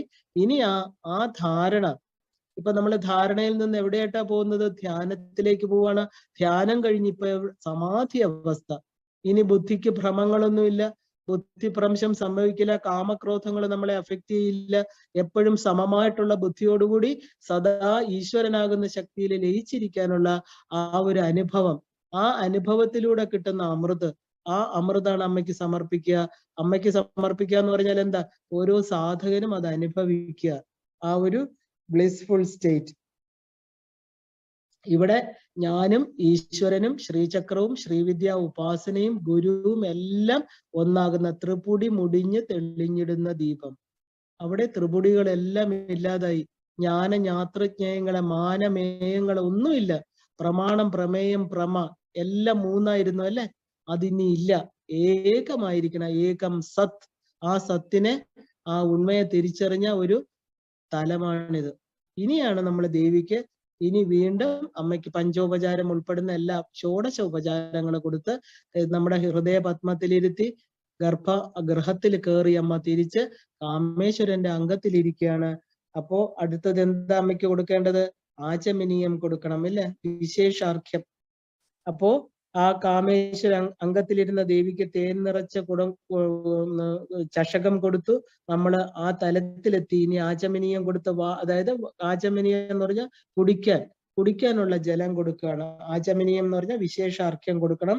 ശരിക്കും പറഞ്ഞാല് ആ ഒരു ജലം നമ്മൾ രണ്ടായിട്ട് വെച്ചേക്കും. ജലം എപ്പോഴാണോ മന്ത്രപൂരിതമാകുന്നത് അത് വിശേഷാർഘ്യം. അതാ റിച്വലി പ്യൂരിഫിക്കേഷൻ എന്ന് പറയുന്നത്, മന്ത്രപൂരിതമായ ജലം. അപ്പൊ നമുക്ക് ഇപ്പൊ നമ്മുടെ ആത്മാവ് ശുദ്ധമായി, ഇനി വിശേഷാർഘ്യം മാത്രമേ നമുക്ക്. അതുകൊണ്ടാണ് ആത്മതത്വം, വിദ്യാതത്വം, ശിവതത്വം ഒക്കെ ചെയ്യുന്നത്. ഈ തത്വങ്ങളിലൂടെ, തത്വശോധനത്തിലൂടെ പ്രകൃതിയെ അതിക്രമിച്ച് നമ്മുടെ ഉള്ളിലിരിക്കുന്ന യഥാർത്ഥ സ്വരൂപത്തെ അറിഞ്ഞ് ആ ഒരു പ്യൂരിഫിക്കേഷൻ പ്രോസസ് ഇപ്പൊ കഴിഞ്ഞു. ഇനി പ്യൂരിഫൈഡ് വാട്ടർ, അതാണ് വിശേഷാർഘ്യം എന്ന് പറയുന്നത്, അത് കൊടുക്കുകയാണ്. ഒരു സാധകനെ സംബന്ധിച്ചിടത്തോളം വിശേഷാർഘ്യം സമർപ്പിക്കുക എന്ന് പറഞ്ഞാൽ അവനവന് തന്നെ സമർപ്പിക്കുക എന്ന് പറഞ്ഞാൽ he has to be identified with Devi. Identification എന്ന് പറയുന്നത് എന്താ? ഒരുപോലെ ഞാനും ഈശ്വരനും വേറെയല്ല, എന്റെ ഉള്ളിലിരിക്കുന്ന ശക്തിയും ഞാനും ഒന്നാണ്. അങ്ങനെ ആ ഒരു ഏകത്വത്തിലേക്ക് എത്തിച്ചേർന്നു. ആചമനീയം കൊടുത്തു. ഇനി അമ്മയ്ക്ക് എന്താ കൊടുക്കുന്നത്? 16 തത്വങ്ങൾ ഉൾപ്പെടുന്ന ഷോഡശ സംസ്കാരത്തിലൂടെ എങ്ങനെയാണോ നമ്മൾ ഒരു ഗർഭാധാനം മുതൽ അന്ത്യേഷ്ടി കർമ്മം വരെയുള്ള 16 കർമ്മങ്ങളെ ഉൾപ്പെടുന്ന കർപ്പൂര വീടിക. ഇനി ജനന മരണ ചക്രത്തിലോട്ട് വരണ്ടെന്ന് ആഗ്രഹമുള്ളവരൊക്കെ എല്ലാവർക്കും അമ്മയ്ക്ക് കർപ്പൂര വീടിക കൊടുക്കണം. താമ്പൂലം എന്ന് പറയുന്ന ശിവശക്തി സംയോഗത്തിലൂടെ വരുന്ന 16 തത്വങ്ങൾ, ഈ പ്രപഞ്ചമാകുന്ന 16 തത്വങ്ങൾ വെറ്റിലേക്കകത്തുണ്ട്. കർപ്പൂര വീടിക എന്ന് പറയുമ്പോൾ അതിനകത്ത് വെച്ചിരിക്കുന്ന ഏലക്ക, ഗ്രാമ്പു, പച്ചക്കർപ്പൂരം, കസ്തൂരി, കുങ്കുമപ്പൂവ്, ജാതിക്കായ, ജാതിപത്രി, വച്ചൽ മുളക്, ചുക്ക്, ചുണ്ണാമ്പ്, ഇരട്ടി മധുരം, ഇത് ചേർത്തതിനാണ് നമ്മൾ താമ്പൂലം. ഇതിനെല്ലാം താന്ത്രികമായിട്ട് വളരെ വളരെ ഡീപ്പായിട്ടുള്ള അർത്ഥമുണ്ട്. അതിനെ ഞാൻ ഒറ്റ വാക്കിൽ പറഞ്ഞാല് ഷോഡശ ഉപചാരം, ഷോഡശ സംസ്കാരം എന്ന് പറയും. ഒരു മനുഷ്യൻ ഗർഭാധാനം മുതൽ 3 മാസം മുതൽ 7-ാം മാസമുള്ള എന്താ പറയുക സീമന്തം തുടങ്ങി കുഞ്ഞ് ജനിച്ചു കഴിഞ്ഞ് ആ ഒരു നിഷ്ക്രമണം, അത് കഴിഞ്ഞ് കുഞ്ഞിന് എന്താ പറയുക 28-ന് നൂലുകെട്ടൽ ചടങ്ങ്, പേരിടൽ, നാമകരണം, വെളിയിൽ കൊണ്ടുവരുന്നത്, വിദ്യക്ക് ഇരുത്തുന്നത്, എല്ലാം തുടങ്ങിയിട്ട് ഓരോ തലത്തിലൂടെ സഞ്ചരിച്ച് അവസാനം അവന്റെ ശരീരം ഇവിടെ ഉപേക്ഷിച്ച് പട്ടടയിൽ വയ്ക്കുന്ന അന്ത്യേഷ്ടി കർമ്മം, അല്ലെ? ആ ഒരു പിടി ചാരമാക്കി തിരിച്ച് പഞ്ചഭൂതത്തിൽ ലയിക്കുന്നതിനെയാണ് 16 ഷോഡശ കർമ്മങ്ങൾ. എല്ലാ മനുഷ്യനും അതിനാണ് 16 ദിവസത്തെ പുല ആചരിക്കുന്നത്, തിരിച്ച് വേറൊരു ജന്മത്തിലേക്ക് കടത്തിവിടുന്നത്. അപ്പൊ ദേവിക്ക് എന്താ കൊടുക്കുന്നത്? നമുക്കിനി ഈ ഒരു 16 സംസ്കാരങ്ങൾ വേണ്ട. അമ്മയ്ക്ക് വെറ്റിലയിൽ വെച്ച് എല്ലാം കൂടെ ചേർത്ത് അമ്മ ചവച്ചരച്ച് തുപ്പുവാണ്. ആ വിദ്യ, അമ്മയുടെ തുപ്പൽ എന്ന് പറയുന്ന കോളാമ്പി നമ്മൾ ചിന്താമണി ഗ്രഹത്തിനകത്ത് കണ്ടു. അമ്മ ഇരിക്കുന്ന ആ ഒരു ചിന്താമണി ഗ്രഹത്തില് വലതു ഭാഗത്ത് അമ്മ വെച്ചിരിക്കുന്ന ആ കോളാമ്പി, അല്ലെ? അതിന്റെ സുഗന്ധം എന്താണ്? വിദ്യയാണ്, അറിവാണ്. ഇനി ജന്മത്തിൽ വന്നാലും ഇതൊക്കെ നമുക്ക് അനുഭവിക്കാനുള്ളൂ. നഷ്ടപ്പെടുന്നത് മാത്രമേ നമുക്ക് കിട്ടുള്ളൂ. നഷ്ടപ്പെടാത്തത് ദേവിയാണെന്നുള്ള സത്യത്തെ നമ്മൾ തിരിച്ചറിഞ്ഞു. അത് രാജോപചാരമാണ് താമ്പൂലം എന്ന് പറയുന്നത്, രാജാവിന് കൊടുക്കുന്നത്. ഷോഡശി മന്ത്രമാണത്. കാരണം ആ ഒരു ബ്ലിസ്ഫുൾ സ്റ്റേറ്റ് എന്ന് പറയുന്ന നമ്മള് ജീവബ്രഹ്മ ഐക്യം വന്ന ആ നിർവികൽപ്പ സമാധി, അതാണ് കൊടുക്കുന്നത്. കർപ്പൂര വീടിക ദേവിക്ക് സമർപ്പിച്ചു. അങ്ങനെ 53 ഉപചാരങ്ങൾ കഴിഞ്ഞു. എല്ലാം അമ്മ സന്തോഷത്തോടെ സ്വീകരിച്ചു, ഇല്ലേ? എല്ലാം സ്വീകരിച്ചു കഴിഞ്ഞ അവസാനം വളരെ വളരെ എന്താ പറയാ ആനന്ദോല്ലാസ ഹാസം, ആനന്ദവും ഉല്ലാസവുമാർന്ന ആ ഒരു ഭാവത്തില് ചിരിച്ച് വിളയാടുക. നോക്കൂ, അമ്മയ്ക്ക് എത്ര സന്തോഷമായി. എന്താ സന്തോഷം? സാധാരണ ഒരു അമ്മയ്ക്ക് പോലും ഒരു ചെറിയ വളരെ കാലം കാണാതിരുന്ന മക്കള് വല്ലപ്പോഴും ഒന്ന് വന്ന് എന്തെങ്കിലും ഒരു കാര്യം കൊടുക്കുമ്പോ, ഇല്ലേ, നമ്മളിപ്പോ അമ്മയെ വിളിച്ചുകൊണ്ടാണ് വന്നത്. കാണാതിരുന്ന ഒരു കുഞ്ഞ് അമ്മയെ കാണാനായിട്ട് അത്രയ്ക്ക് ആഗ്രഹിച്ചു. അനേക ജന്മങ്ങൾ കഴിഞ്ഞു. ആ മനസ്സിന്റെ ഉള്ളിൽ നിന്ന് അമ്മയെ കാണണമെന്നുള്ള അദമ്യമായിട്ടുള്ള ആഗ്രഹം വന്ന നമ്മൾ ഓരോരുത്തരും അമ്മയെ വിളിച്ചു കൊണ്ടുവന്നിട്ട് എന്താ, അമ്മയ്ക്ക് ആ 53 ഉപചാരങ്ങൾ കൊടുത്തു കഴിഞ്ഞു. ഒരു അമ്മയ്ക്ക് ഇതിൽ കൂടുതൽ ഒരു കൊച്ചു നിസ്സാര കാര്യമായിക്കോട്ടെ, എവിടുന്നെങ്കിലും അമ്മയ്ക്ക് ഇഷ്ടമുള്ള ഒരു കാര്യം, അതായത് നമുക്ക് സാധാരണഗതിയിൽ പലതും കൊണ്ട് മക്കൾ തരാറുണ്ട്. പക്ഷെ നമുക്ക് എന്തിനോടാണ് സ്നേഹം? നമ്മളോട് സ്നേഹമുള്ള മക്കള് അത് വളരെ ശ്രദ്ധിച്ചു വെക്കും. എന്റെ അമ്മയ്ക്ക് ചില കറികൾ അല്ലെങ്കിൽ ചില സാധനങ്ങൾ, ചില കളറുകൾ, അപ്പൊ അവരെവിടെയെങ്കിലും പോകുമ്പോ അത് ഓർത്ത് അത് മേടിക്കും. അല്ലെ? എത്ര പ്രായമുണ്ടെങ്കിലും അവരത് മേടിക്കും. അവർക്കറിയാം. കാരണം കുഞ്ഞിലേ മുതലേ ഇഷ്ടപ്പെട്ട ആഹാരമായിരിക്കാം, ഇഷ്ടപ്പെട്ട വസ്തുക്കളായിരിക്കാം, ധരിക്കുന്ന സാരി ആയിരിക്കാം. പക്ഷെ എത്ര പ്രായം കഴിഞ്ഞാലും അവരെവിടെയെങ്കിലും പോകുമ്പോൾ ഇത് എന്റെ അമ്മയ്ക്ക് ഇഷ്ടമാണ് എന്ന് പറഞ്ഞ് അതിന്റെ വിലയല്ല, ആ മനസ്സ്, അവരത് വാങ്ങിച്ച് മാറ്റി വെക്കും. എത്ര ദിവസം കഴിഞ്ഞാലും എത്ര സമയം കഴിഞ്ഞാലും അവര് വരുമ്പോ, അമ്മ ഞാൻ ഇന്ന സ്ഥലത്ത് പോയപ്പോ ഇത് അമ്മയ്ക്ക് ഇഷ്ടമല്ലേ എന്ന് ചോദിച്ചിട്ട് നമ്മൾ അമ്മയ്ക്ക് കൊടുക്കുമ്പോ അമ്മയുടെ രണ്ട് കണ്ണും നിറഞ്ഞ്, ഈ കുഞ്ഞ് എന്നെ ഓർത്തല്ലോ, എനിക്ക് ഇത് വാങ്ങിച്ചു വെച്ചല്ലോ. ഏത് അമ്മയ്ക്കും ഏറ്റവും സന്തോഷം എന്താ? അതിലെ വിലയല്ല, ആ സ്നേഹം. അതുപോലെ നമ്മൾ അനേക ജന്മമായി നമ്മുടെ അമ്മയായിരിക്കുന്ന ആ ലളിതാ ത്രിപുര സുന്ദരിയെ പിരിഞ്ഞു വന്നിട്ട്, അല്ലെ? ഇപ്പൊ നമുക്ക് ഈ അവസാന ജന്മത്തില് അവർ അറിയില്ല ഏത് ജന്മമാണെന്ന്, നമുക്ക് ദേവിയെ തിരിച്ചറിയാൻ ഒരു അവസരം കിട്ടിയില്ലേ? ആ തിരിച്ചറിയണം, എനിക്ക് 64 ഉപചാരത്തിലൂടെ അമ്മയെ തിരിച്ചറിയണം എന്ന് തോന്നി നമുക്ക്. ആ വിളിച്ചുകൊണ്ട് അമ്മയെ വിളിക്കുക. അമ്മ വരാൻ, അമ്മയ്ക്ക് ഇഷ്ടം എന്താ? അമ്മയുടെ മക്കൾ നല്ലതായിട്ട് സന്തോഷമായിട്ട്, നമ്മൾ പറയില്ല, എവിടെയായാലും അവർ സന്തോഷമായിട്ടിരിക്കട്ടെ. ഒരമ്മയ്ക്ക് അങ്ങനെയേ ഉള്ളൂ. അവർക്ക് എപ്പോഴും അനുഗ്രഹം കൊടുത്തുകൊണ്ടിരിക്കും മക്കൾക്ക്. ഒരിക്കലും അവരെ ശപിക്കില്ല. കാണാൻ വന്നില്ലെങ്കിലും ശപിക്കില്ല. രോഗമായിട്ട് കിടന്ന് കട്ടിലിൽ ബെഡ് റിഡൻ ആയിട്ട് കിടന്നാലും അവരവിടെ സുഖമായി, അവരെ ബുദ്ധിമുട്ടിക്കണ്ട, അവരുടെ പൈസ കളയണ്ട, അവര് വരണ്ട. ഇതാണ് ഒരു സാധാരണ അമ്മ, ഒരു വെറും ശരീരബോധമുള്ള അമ്മ. അപ്പൊ ഈ അമ്മയോ, ഈ വിശ്വമാതാവായിരിക്കുന്ന അമ്മ നമ്മുടെ മക്കള് വിഷമിച്ച അമ്മ, അവർക്ക് എന്താ ഇഷ്ടപ്പെട്ടത് കൊടുത്തുകൊണ്ടിരുന്നു അനേക ജന്മങ്ങളില്. ഇഷ്ടപ്പെട്ട കളിപ്പാട്ടങ്ങള് ഭർത്താവായിട്ടും ഭാര്യയായിട്ടും സമ്പത്തായിട്ടും എല്ലാം കൊടുത്തു. എന്നിട്ടും എന്തിനൊക്കെ കുറ്റം പറഞ്ഞു അമ്മേ, ഇല്ലേ? അത് തന്നില്ല, ഇത് തന്നില്ല. നമുക്ക് നിസ്സാരമായിട്ടൊരു വീഴ്ച വരുമ്പോ എല്ലാം ഈശ്വരനെ പഴിചാരും. അപ്പോഴും അമ്മ ഒന്നും മിണ്ടാതിരുന്നു. പക്ഷെ ഒരു ജന്മത്തിൽ തിരിച്ചറിഞ്ഞു, അമ്മയെ വിളിച്ചു, അമ്മയെ കൊണ്ടുവന്നു, എല്ലാം കൊടുത്തു, തൃപ്തിയാകും വരെ, ഇല്ലേ? അമ്മയെ കുളിപ്പിച്ച്, വസ്ത്രം ധരിപ്പിച്ച്, ആഭരണങ്ങൾ ധരിപ്പിച്ച്, ആ സൗന്ദര്യം ആസ്വദിച്ച്, അമ്മയ്ക്ക് ഭക്ഷണം കൊടുത്ത്, തിരിച്ചമ്മയുടെ ഭർത്താവിന്റെ അടുത്ത് കൊണ്ടുവന്ന് ആ പര്യങ്കത്തിൽ ഇരുത്തി. ഇനി എന്താ വേണ്ടത്? ഇതെല്ലാം കണ്ട് അമ്മയുടെ മനസ്സ് നിറഞ്ഞു. ഇനി അമ്മയ്ക്ക് ഒന്നും പറയാനില്ല. ആ നിറഞ്ഞ മനസ്സോടുകൂടി അമ്മ ചിരിക്കുക, സന്തോഷത്തോടുകൂടി. ഓ, എത്ര കാലമായിട്ട് കാത്തിരുന്ന് എന്റെ കുഞ്ഞ് വന്നു. ആ നിറവെന്ന് പറയുന്ന ആ ബ്ലിസ്ഫുൾ സ്റ്റേറ്റ്, ആ അനുഗ്രഹം ഒരിക്കലും നമുക്ക് വേറെ ഒരിടത്തൊന്നും കിട്ടില്ല. ആ നിറഞ്ഞ അനുഗ്രഹം എന്ന് പറഞ്ഞാൽ എന്താ? ആ കുഞ്ഞിനെ വാരി എടുക്കുകയാണ് അമ്മ തന്റെ മടിയിലേക്ക് വെച്ച്. നീ ഇനി ഒരിക്കലും എന്നെ വിട്ടു പോവല്ലേ, നിനക്ക് ഇഷ്ടമുള്ളത് ഞാൻ അനേക ജന്മങ്ങളിൽ തന്നു, ഇപ്പൊ നിനക്ക് അതെല്ലാം മനസ്സിലായി, അതിലെനിക്ക് വിഷമമില്ല, അവിടെയും ഞാൻ തന്നെ നിന്റെ കൂടെ ഉണ്ടായിരുന്നു, നിന്റെ സഹയാത്രികയായിട്ട് നിന്റെ ഉള്ളിൽ ഞാൻ ഉണ്ടായിരുന്നു, അറിഞ്ഞില്ലെന്നേ ഉള്ളൂ, സാരമില്ല. ഒരു കർട്ടൻ ഇട്ടത്, അവിടെയും അമ്മ എന്താ പറയണത്? വിഷമിക്കണ്ട, സാരമില്ല. അവിടെയും ഒരു കുഞ്ഞിന്റെ കുറ്റം അമ്മ കണ്ടുപിടിക്കുന്നില്ല. അമ്മയ്ക്ക് അവിടെ സ്നേഹം മാത്രമാണ്, അല്ലേ? ആ അമ്മയാണ് നമ്മൾ മറന്നുപോയത്. ഇപ്പൊ ഈ ഉപചാരങ്ങൾ കൊടുത്തു കഴിഞ്ഞപ്പോ അമ്മയ്ക്ക് സന്തോഷായി. അമ്മ വളരെയധികം സന്തോഷത്തോടുകൂടി എന്താ ആ ഒരു ചിരിക്കുക, ആനന്ദ ഉല്ലാസ ഹാസം എന്ന് പറഞ്ഞാല് ശരിക്കും പറഞ്ഞ ഹൃദയത്തിൽ നിന്ന്, ഹാർട്ടി ലാഫ്റ്റർ, ഗുരുജി പറയും ആ ഒരു ചിരി, അതാണ് മുഖത്ത് എപ്പോഴും ഉള്ളത്. ആ ഒരു ബ്ലിസ്ഫുൾ സ്റ്റേറ്റിൽ വരുന്ന ആനന്ദം. ഹാസം എന്ന് പറഞ്ഞാല് ശരിക്കും അതിനെ തിരിക്കുമ്പോ ഹംസ എന്ന് വരും. HASA, ഹംസ. ശരിക്കും പറഞ്ഞാല് നമ്മുടെ പ്രാണശക്തിയെ നമ്മൾ തിരിച്ചറിഞ്ഞു. നമ്മള് ഈശ്വരനായിട്ട് നമ്മൾ ഐഡന്റിഫൈഡ് വിത്ത് ദ മൂലമന്ത്ര. നമ്മുടെ പഞ്ചദശാക്ഷരി മന്ത്രത്തില് മൂലപ്രകൃതി സ്വരൂപിണിയായിട്ടിരിക്കുന്ന നമ്മുടെ പ്രാണശക്തിയായിരിക്കുന്ന ദേവിയെ നമ്മൾ കണ്ടു, തിരിച്ചറിഞ്ഞു, അല്ലേ? അപ്പൊ ആ ഒരു തലത്തിൽ അമ്മയ്ക്ക് എന്തായി? നമ്മളെ ഓരോ ജീവനെയും അമ്മ പ്രോമിസ് ചെയ്തിരുന്നു, നമുക്ക് ആനന്ദം തരാം. അമ്മയ്ക്ക് നമ്മള് പ്രപഞ്ചത്തിൽ കളിക്കുന്നതിൽ യാതൊരു വിഷമവും ഇല്ല. എത്ര ജന്മങ്ങളെയും വന്ന് ആഗ്രഹങ്ങളൊക്കെ നടത്തിക്കോളൂ, ഇവിടെ എന്ത് വേണമെങ്കിലും പണിഞ്ഞോളൂ, പക്ഷെ എന്നെ മറക്കരുതെന്നേ അമ്മ പറഞ്ഞോളൂ. അപ്പോഴൊക്കെ മറന്നപ്പോഴെല്ലാം നമുക്ക് ദുഃഖങ്ങളുണ്ടായി, അകന്നപ്പോഴെല്ലാം ദുഃഖങ്ങളുണ്ടായി. ഇപ്പൊ നമ്മൾ അറിഞ്ഞപ്പോ നമുക്ക് എന്ത് കിട്ടി? ആനന്ദം കിട്ടി, അല്ലേ? അപ്പൊ ഈ ആനന്ദം എന്ന് പറയുന്നത് എന്താ? ഈ അമ്മയിൽ നിന്ന് തന്നെ കിട്ടുന്നതാണ്. അമ്മയിൽ നിന്ന് കിട്ടേണ്ട ഈ ആനന്ദം നമുക്ക് ആ ദേവി തരുകയാണ്. അപ്പം ഏറ്റവും ഉയർന്ന തലത്തിലേക്ക് ഒരു ജീവനെ കൊണ്ടെത്തിച്ചു. ആരെത്തിച്ചു? നമ്മൾ തന്നെ, നമ്മുടെ കർമ്മങ്ങൾ കൊണ്ട്. നമ്മൾ അത്രയും എന്താ ഉപാസന ചെയ്ത് ശ്രീവിദ്യ മന്ത്രത്തിലൂടെ ശ്രീചക്ര ഉപാസനയിലൂടെ നമ്മൾ ആ തലത്തില് എത്തിച്ചേർന്നിരിക്കുകയാണ്. അത് കണ്ട് സന്തോഷിക്കുന്നത് വേറെ ആരുമല്ല, ഏത് കുഞ്ഞിന്റെയും ഒരു എന്താ പറയാ പരീക്ഷ വിജയമാകട്ടെ, ഏതെങ്കിലും ഒരു ചെറിയ വിജയം. പ്രപഞ്ചത്തിൽ ബാക്കിയുള്ളവർക്ക് അത് ചെറുതായിരിക്കാം, പക്ഷെ സ്വന്തം അമ്മയ്ക്ക് 100-ൽ 10 മാർക്ക് കിട്ടിയാലും പറയും നന്നായിരിക്കണം, 90 മാർക്ക് കിട്ടിയാലും പറയും നല്ലതാണ്, സാരമില്ല നീ നന്നായിട്ട് പഠിക്കണം, അല്ലെ?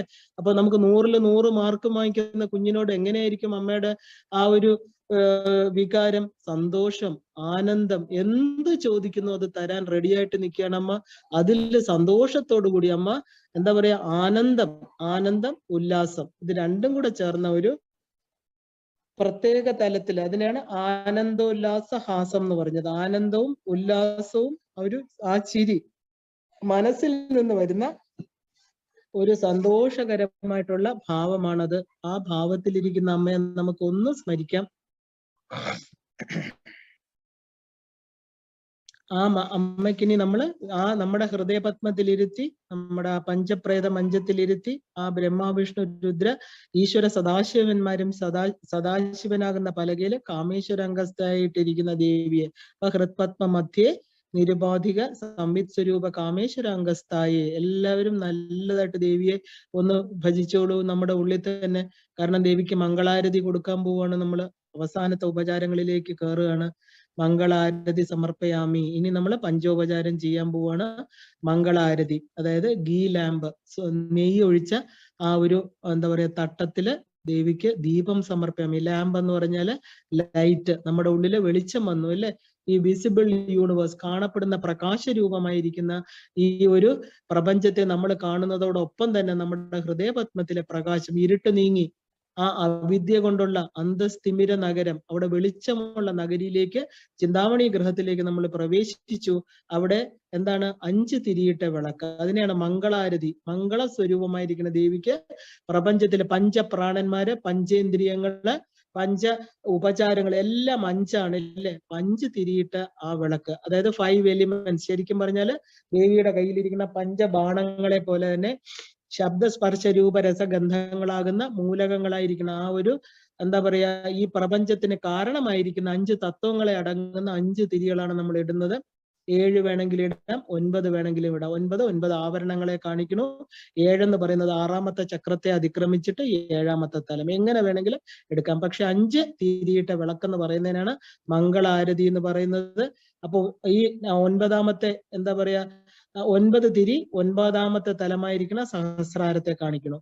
ഏത് ഇതില് നമുക്ക് എങ്ങനെ നമ്മുടെ ഇച്ഛയോ അതുപോലെ തിരികൾ ഇടാം. 5 ഇടാം, 7 ഇടാം, 9 ഇടാം, എങ്ങനെ വേണമെങ്കിലും. സഹസ്രാരത്തിലെത്തി എനിക്കിനി തിരിച്ചു പോക്കില്ല എന്നുള്ളവർക്ക് 9 തിരിയിട്ട് കത്തിക്കാം. അങ്ങനെ ഏത് തലം വേണമെങ്കിലും ചെയ്യാം. അപ്പൊ അമ്മയ്ക്ക് നമ്മള് മംഗളാരതി ലളിതായെ മംഗള ആരതി സമർപ്പയാമി. അമ്മയ്ക്ക് മംഗളാരതി കൊടുക്കുകയാണ്. പിന്നെ അടുത്തത് ഛത്രം. ഇത് ഈ അടുത്ത ഉപചാരങ്ങളിൽ ഏറ്റവും പ്രധാനപ്പെട്ടതാണ് ഛത്രം സമർപ്പയാമി. ഛത്രം എന്ന് പറഞ്ഞാല് കുട. അപ്പൊ കുട എന്ന് പറഞ്ഞാല് ശരിക്കും പറഞ്ഞാല് സ്വർണ്ണക്കൊട, അതായത് സത്വഗുണപ്രധാനമായിരിക്കുന്ന കൊട. അതിനെയാണ് നമ്മൾ സ്വർണം എന്ന് പറഞ്ഞത്. ഏറ്റവും എന്താ പറയാ ലോഹങ്ങളില് സത്വഗുണപ്രധാനമായിട്ടുള്ളതാണ് സ്വർണം. അപ്പൊ സത്വഗുണത്തെ, അതായത് നമ്മുടെ ശിരസിന്റെ മേളില് ദേവി വന്നു ഇരുന്നു കഴിഞ്ഞു. അപ്പൊ സത്വഗുണ പ്രധാനമായിരിക്കുന്ന ആ ഒരു കുട സമർപ്പിക്കുകയാണ്. ഛത്രം സമർപ്പയാമി. അപ്പോ സത്വഗുണം എന്ന് പറഞ്ഞാൽ എന്താ? ആ ഒരു മന്ത്രം സഹസ്രാരത്തില്, അതായത് നമ്മുടെ സഹസ്രാരത്തിനെ പ്രൊട്ടക്ട് ചെയ്യുന്ന മന്ത്രം ഏതാ? നമ്മുടെ ശരീരത്തെ, സഹസ്രാരമാണ്, ശിരസിൽ നിന്നാണ് ഈ ശരീരം വരുന്നതെന്ന് നമ്മൾ കണ്ടു. മഹാഭൂതമായിരിക്കുന്ന ത്വക്കും ശിരസും ഒന്നിച്ചിരിക്കുന്നു.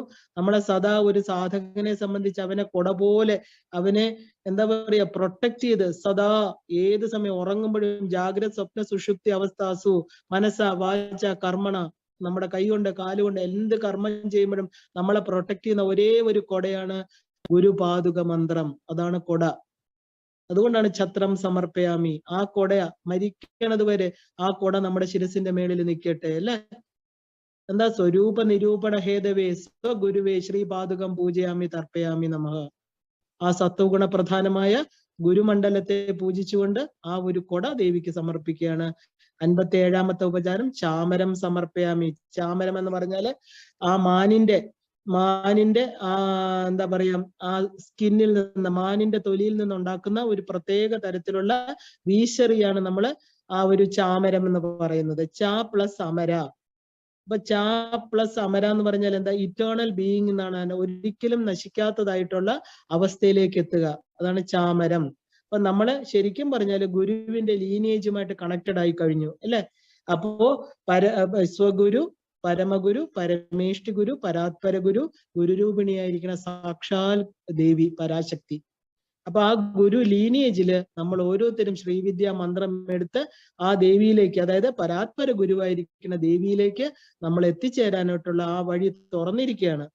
ഇപ്പൊ രമാവാണി സവ്യ ദക്ഷിണ സേവിതായേ നമ. എന്താ? ആരാണ് ദേവിയെ സേവിക്കുന്നത്? രമയും വാണിയും, ലക്ഷ്മിയും സരസ്വതിയും. ഇപ്പൊ നമുക്ക് എന്താ? രണ്ട് ദേവിയെ ഉപചരിക്കുമ്പോൾ നമുക്ക് എന്ത് കിട്ടി? അറിവ് കിട്ടി, ഐശ്വര്യവും കിട്ടി ഇല്ലേ? സരസ്വതിയും ലക്ഷ്മിയും ചാമരം വീശിക്കൊണ്ട് നിൽക്കുകയാണ് രണ്ട് സൈഡിലും. ആ മഹാപരാശക്തിയായിരിക്കുന്ന ആ ഒരു പരമന്ത്രസ്വരൂപിണിയായിരിക്കുന്ന സാക്ഷാൽ ലളിതാ ത്രിപുര സുന്ദരി, ആ രമാവാണി സവ്യ ദക്ഷിണ സേവിതായേ നമ എന്ന് പറയുമ്പോൾ അവര് രണ്ടുപേരും ചാമരം വീശുന്നു. യഥാർത്ഥ നോളജ്, യഥാർത്ഥ അറിവെന്ന് പറയുന്നത് എന്താണ്? ആ ഒരു സമ്പത്തോ ഈ പറയുന്ന അപരാജ്ഞാനമോ അല്ല, പരാജ്ഞാനം. ആ പരയായിരിക്കണം. അതാണ് സരസ്വതി ദേവി നമുക്ക് തരുന്നത്. ഈ പ്രപഞ്ചത്തിന് അപ്പുറത്തിരിക്കുന്ന പരയെക്കുറിച്ചുള്ള യഥാർത്ഥ സ്വസ്വരൂപ ദർശനം സരസ്വതി ദേവിയും, യഥാർത്ഥ ലക്ഷ്യത്തെ കാണിച്ചു തരുന്നത് മഹാലക്ഷ്മിയും. ഇത് രണ്ടുപേരുമാണ് നമ്മളെ യഥാർത്ഥ ലളിതാ ത്രിപുര സുന്ദരിയാകുന്ന സ്വസ്വരൂപത്തിലേക്ക് എത്തിച്ചേർക്കുന്നത്. അവരാണ് വീശിക്കൊണ്ട് നിൽക്കുന്നത്. ചാമരം വീശുക, ഞാൻ പറഞ്ഞില്ലേ, എറ്റേണലായിട്ട് നമ്മൾ എങ്ങനെയാണോ നമ്മുടെ ഈ ഒരു ലിമിറ്റഡ് ആയിരിക്കുന്ന ബോധത്തിൽ നിന്ന് നമ്മൾ ഉയർന്ന തലത്തിലേക്ക് പ്രവേശിക്കുന്നു. അതാണ് ചാമരം എന്നുള്ളതിന്റെ അർത്ഥം. അമരമായിട്ടുള്ള അമരത്വത്തിലേക്ക് നമ്മൾ ദൈവിക സ്വരൂപം, ദേവന്മാരെന്ന് പറഞ്ഞ പ്രകാശങ്ങളാണ് അല്ലെ. അവർക്ക് ആ പ്രകാശത്തിലേക്ക് നമ്മൾ പ്രവേശിച്ചു, നമ്മൾ അജ്ഞാനത്തിൽ നിന്ന്. ഇനി ദേവിക്ക് എന്താ കാണിച്ചു കൊടുക്കുന്നത്? ദർപ്പണം കാണിച്ചു കൊടുക്കുക. ഇനിയാണ് നമ്മൾ സ്വസ്വരൂപത്തെ മനസ്സിലാക്കി കഴിഞ്ഞു ഇല്ലേ. ദർപ്പണമാകുന്ന കണ്ണാടി സമർപ്പിക്കുകയാണ് അമ്മയ്ക്ക്. ശരിക്കും പറഞ്ഞ കണ്ണാടി എന്ന് പറഞ്ഞ വിശ്വം ദർപ്പണ ദൃശ്യമാന നഗരീ തുല്യം. നമുക്ക് ഈ വിശ്വത്തെ കാണാൻ സാധിക്കുന്നത് എന്തുകൊണ്ടാ? ആ ശിവനാകുന്ന ആ ഒരു ഭഗവാൻ തിരിച്ച് വിമർശമാകുന്ന ദേവിയിൽ പ്രതിബിംബിക്കുമ്പോഴാണ് ആരാണ് ശിവന് തന്നെ മനസ്സിലാകുന്നത്. അപ്പൊ നമ്മുടെ ഒരു കണ്ണാടിയിൽ നമ്മളെ കാണുമ്പോൾ നമ്മൾ യഥാർത്ഥത്തിൽ നമ്മുടെ ബാഹ്യ സ്വരൂപത്തെയാണ് കാണുന്നത് അല്ലെ. നമ്മൾ ബാഹ്യ സ്വരൂപത്തെയാണ് നമ്മൾ ഒരുക്കുന്നത്. കുളിച്ചു വരുമ്പോൾ നമ്മൾ കണ്ണാടിയിൽ നോക്കി ചീകുന്നു, സുഗന്ധദ്രവ്യങ്ങൾ പൂശുന്നു, പൊട്ടിടുന്നു. എല്ലാം എവിടെയാ കൊടുക്കുന്നത്? എവിടെ നോക്കിയിട്ടാ? നമ്മുടെ പ്രതിബിംബത്തിൽ നോക്കിയിട്ടാ കൊടുക്കുന്നത് അല്ലെ. ഇപ്പൊ പ്രതിബിംബം വാസ്തവമാണോ? അല്ല. എപ്പോഴും കണ്ണാടി മാറുന്നോ, കണ്ണാടിയിൽ അഴുക്ക് പറ്റുമോ, അവിടെ പ്രതിബിംബം തെളിയില്ല. അപ്പൊ ദർപ്പണം കൊടുക്കുന്ന എന്തിനാ? യഥാർത്ഥ സ്വസ്വരൂപ ദർശനം. ക്ഷേത്രങ്ങളിൽ നമ്മൾ പോകുന്ന എന്തിനാണ്? അവിടുത്തെ പ്രതിബിംബമായിരിക്കുന്ന ആ ഒരു പ്രതിബിംബത്തെ കാണുമ്പോൾ, ഗർഭഗൃഹത്തിലിരിക്കുന്ന ആ പ്രതിബിംബമായിരിക്കുന്ന ആ ഒരു നമ്മുടെ യഥാർത്ഥ സ്വരൂപം എവിടെ ഇരിക്കണം? നമ്മുടെ ഉള്ളില്, ജീവനോട് ഇരിക്കുന്ന നമ്മുടെ ഉള്ളില്. ക്ഷേത്രത്തിനകത്തിരിക്കുന്നത് എന്താ? നമുക്ക് ഉണ്ടാക്കിയിരിക്കുന്ന നമ്മുടെ ആ ഒരു വിഗ്രഹം, ആ ഒരു വിശേഷണ തത്വം ഗ്രഹിക്കാനുള്ള സാധനത്തെയാണ് നമ്മൾ അവിടെ വെച്ചിരിക്കുന്നത്. അത് കാണുമ്പോൾ എവിടെയാ മാറ്റം സംഭവിക്കുക? നമ്മുടെ മനസ്സിൽ. ഇപ്പൊ ദർപ്പണം കൊടുക്കുക എന്ന് പറഞ്ഞാൽ എന്താ? എല്ലാം മനസ്സിലായി കഴിഞ്ഞു. അവസാന എന്താ? നമുക്ക് യഥാർത്ഥ സ്വസ്വരൂപ ദർശനം. അതാണ് ബിംബ പ്രതിബിംബ വാദം. ഈ തന്ത്രശാസ്ത്രത്തിൽ ഏറ്റവും ഉയർന്ന തലമാണ്. കാരണം ഓഫറിംഗ് മിറർ എന്ന് പറഞ്ഞാൽ ദർപ്പണം കൊടുക്കുമ്പോൾ നമ്മളെ മൈൻഡ് യൂണിവേഴ്സ്, ആ ഒരു മൈൻഡും യൂണിവേഴ്സും തമ്മിലുള്ള ബന്ധത്തെ കാണിക്കുക. നമ്മൾ ഇതുവരെ നമ്മൾ പ്രപഞ്ചമാണ് സത്യം എന്ന് വിചാരിച്ചു. തന്ത്രം എന്ന് പറഞ്ഞാൽ എന്താ? ആ തന്ത്രശാസ്ത്രം എന്ന് പറഞ്ഞാൽ നമ്മുടെ തനുവില്, ശരീരത്തിലിരിക്കുന്ന ഈശ്വരനെ കാണിച്ചു തരല്. ഇപ്പൊ നമ്മൾ കാശ്മീർ ശൈവിസം ഇത് വളരെ വിശദമായിട്ട് 36 തത്വത്തിലൂടെ പറയണുണ്ട്. നമ്മൾ വിശദമായിട്ട് പഠിച്ചതാണ് ഇല്ലേ 36 തത്വങ്ങൾ. അപ്പൊ നമുക്ക് ദേവിക്കത് കാണുമ്പോൾ നമ്മൾ എന്താണ്? നമ്മൾ ഓരോരുത്തരും റിയലൈസ്ഡ് സോൾസ് ആയിട്ട് മാറി. ഇതിനാണ് സെൽഫ് റിയലൈസേഷൻ അല്ലെങ്കിൽ സെൽഫ് ആക്ച്വലൈസേഷൻ. ആക്ച്വൽ ആയിട്ടുള്ള വസ്തു എന്താണ് അത് നമ്മൾക്ക് മനസ്സിലായി അല്ലേ. അതിനാണ് സ്വസ്വരൂപ ദർശനം. അപ്പൊ ബിംബം എന്ന് പറയുന്നത് എന്താണ്? അതായത് ശിവൻ, ശക്തി. അപ്പൊ ശിവൻ എന്ന് പറയുന്നത് ഒരാളേ ഉള്ളൂ. ആ ഒരു പ്രതിബിംബം ഉണ്ടാക്കുന്നത് ആരാണ്? വിമർശ ശക്തിയായിട്ടിരിക്കുന്ന ദേവിയാണ്. ആ ദേവി തന്നെയാണ് ഈ പ്രപഞ്ചമായിട്ടിരിക്കുന്നത്. അപ്പൊ ഈ പ്രളയത്തിന് ശേഷം ബിന്ദു മാത്രമേ ഉണ്ടായിരുന്നുള്ളൂ. ആ പ്രളയം എന്ന് പറയുന്നത് എന്താ? ആ ഒരു ബിന്ദു അപ്പോഴും ദേവിയും ശിവനും ഒരുമിച്ച് ചേർന്ന് ശിവശക്തി ഐക്യ രൂപിണിയായിട്ട് പരശിവൻ എന്നുള്ള ഫോമില് ബിന്ദുവിൽ ഉണ്ടായിരിക്കും. അപ്പൊ എപ്പോഴാണോ പ്രപഞ്ചം, നമ്മൾ ഇനി പറയും ഇപ്പൊ മഹാതാണ്ഡവ സാക്ഷിണി ഇല്ലെങ്കിൽ മഹാപ്രളയമൊക്കെ വരുമ്പോൾ നമുക്ക് കാണാൻ പറ്റും, പ്രളയം ഉണ്ടായി കാണപ്പെടുന്ന പ്രപഞ്ചം മുഴുവനും തന്നിൽ ലയിച്ചു കഴിയുമ്പോൾ എന്താണ് പിന്നെ അവശേഷിക്കുന്നത്? ഒന്നുമില്ലാത്ത അവസ്ഥ. പരശിവൻ, പരഭൈരവൻ അല്ലെ, പ്യുവർ എനർജി. അവിടെ നാമരൂപങ്ങളില്ല. അപ്പൊ ഇതാണ് ഇപ്പൊ ഈ 56 തത്വങ്ങളൊക്കെ കഴിഞ്ഞപ്പോ നമുക്ക് ഏകദേശം സ്വസ്വരൂപം മനസ്സിലായി. ബിന്ദു മാത്രമായിട്ട് അവശേഷിക്കുന്നു. അവിടെ ശിവശക്തികൾ എന്ത് ചെയ്യുന്നു? പൂർണ്ണമായിട്ട് അഹം ഇതം എന്ന് പറയുന്ന ബോധത്തോടു കൂടി ഇരിക്കുന്നു. ആ ബിന്ദുവിനും അപ്പുറത്ത് അവ്യക്തമാണ്. അവിടെ നമുക്ക് യാതൊരു ബോധചലനങ്ങളും എത്തിച്ചേരാൻ സാധ്യമല്ല. അപ്പൊ ദർപ്പണം സമർപ്പിക്കുന്നതിലൂടെ സ്വസ്വരൂപ ദർശനം ഒരു ശ്രീവിദ്യ ഉപാസകൻ നേടിയിരിക്കണം. അവന്റെ അൾട്ടിമേറ്റ് ആയിട്ടുള്ള ലക്ഷ്യം അതാണ്. അപ്പോ അടുത്തത് എന്താണ്? ദർപ്പണം കഴിഞ്ഞ് താലവൃന്ദം. താലവൃന്ദം എന്ന് പറഞ്ഞാൽ വീശറി കൊടുക്കുകയാണ്. ശരിക്കും പറഞ്ഞാല് വീശറി എന്ന് പറഞ്ഞാൽ നമ്മൾ ഈ പനയുടെ ഓല കൊണ്ടിട്ടുള്ള വീശറിയ, സാധാരണ പൂജയ്ക്കൊക്കെ അതാണ് ഉപയോഗിക്കുന്നത്. താലം എന്ന് പറഞ്ഞാൽ തന്ത്രശാസ്ത്രത്തിലെ 36 തത്വങ്ങളാണ്. അപ്പോ ആ ഒരു നമ്മുടെ 36 തത്വങ്ങൾ എന്ന് പറഞ്ഞാല് നമ്മുടെ നമ്മൾ എങ്ങനെ വന്നു, ഇനി എങ്ങനെയാണ് നമ്മൾ തിരിച്ചു പോവേണ്ടത് എല്ലാം കാണിക്കുന്നത് 36 തത്വങ്ങളെ അറിയുമ്പോഴാണ് അല്ലെ. ആ 36 തത്വങ്ങളിലൂടെയാണ് ആ ഒരു അഹംബോധം, ജീവനായിരിക്കുന്ന നമ്മൾ ഓരോരുത്തരും വന്നത് അഹമായിരിക്കുന്ന ശിവനിൽ നിന്ന് തന്നെയാണ് എന്ന് നമുക്ക് മനസ്സിലായി കഴിഞ്ഞു. അപ്പൊ താലവൃന്ദം എന്ന് പറഞ്ഞാല് 36 തത്വങ്ങളെ മനസ്സിലാക്കുക. അത് തന്നെ പഞ്ചദശാക്ഷരി മന്ത്രം തന്നെയാണത്. ആ മന്ത്രസ്വരൂപിണിയായിരിക്കുന്ന അമ്മയെ പ്രകൃതിയായിട്ട് നമ്മൾ മനസ്സിലാക്കി കഴിഞ്ഞു. അപ്പൊ ഇനി ദേവിക്ക് പഞ്ചോപചാരം സമർപ്പിക്കലാണ്. അപ്പൊ ശരിക്കും പറഞ്ഞാല് ഗണേശ ഗ്രഹ നക്ഷത്ര യോഗിനി രാശി സ്വരൂപിണിയും ദേവിയും മന്ത്രമയിയും നവമി മാതൃകാ പീഠരൂപിണിയും. 51 ശക്തിപീഠങ്ങൾക്ക് അതിദേവതയായിരിക്കുന്ന അല്ലയോ ദേവി അമ്മ ഗണേശ ഗൃഹ നക്ഷത്ര യോഗിനി രാശി സ്വരൂപിണിയാണ്, മന്ത്രമയിയാണ്. 51 ശക്തിപീഠങ്ങളിൽ 51 അക്ഷരങ്ങളായിട്ട് എന്റെ ശരീരത്തിലിരിക്കുന്ന, എന്റെ ചിന്താമണി ഗ്രഹത്തിലിരിക്കുന്ന അല്ലയോ ദേവി അമ്മയ്ക്ക് ഞാൻ ഇതാ ഗന്ധപുഷ്പ ധൂപദീപ നൈവേദ്യം സമർപ്പിക്കാൻ പോവാണ്. അപ്പൊ ഗന്ധം എന്ന് പറഞ്ഞാൽ എന്താ? ആ ഗന്ധം സാൻഡൽ പേസ്റ്റ്, ചന്ദനമാണ്. മൂലാധാരത്തിൽ നമ്മള് എർത്ത് എലിമെന്റ്. ഗന്ധം എന്തിനെ കാണിക്കുന്നു? നമ്മുടെ ആ ഒരു മണത്തെ കാണിക്കണം അല്ലെ. മണം എന്തുമായിട്ട് ബന്ധപ്പെട്ടിരിക്കണു? മൂലാധാരമായിരിക്കണ പൃഥ്വി തത്വത്തില്. അപ്പൊ ഗന്ധം സമർപ്പയാമി എന്ന് പറയുമ്പോ എന്താ? ആ മൂലാധാരത്തിലിരിക്കുന്ന ഭൂമി തത്വം സമർപ്പയാമി. ഭൂമിയെ നമ്മൾ ദേവിക്ക് സമർപ്പിക്കണം. 5 തത്വങ്ങളെയും സമർപ്പിച്ചു കഴിയുമ്പോഴും മാത്രമേ നമുക്ക് പഞ്ച ഉപചാരം പൂർത്തിയാവുള്ളൂ. സമർപ്പയാമി എന്ന് പറയുമ്പോൾ ആ സ്പേസിനെ കാണിക്കുന്നു, പ്രപഞ്ചത്തെ കാണിക്കുന്നു ഇല്ലെ. സൗണ്ട്, ശബ്ദത്തെ കാണിക്കുന്നു. പുഷ്പം സമർപ്പയാമി ലളിതായെ പുഷ്പം സമർപ്പ. അടുത്തത് എന്താ? ധൂപം.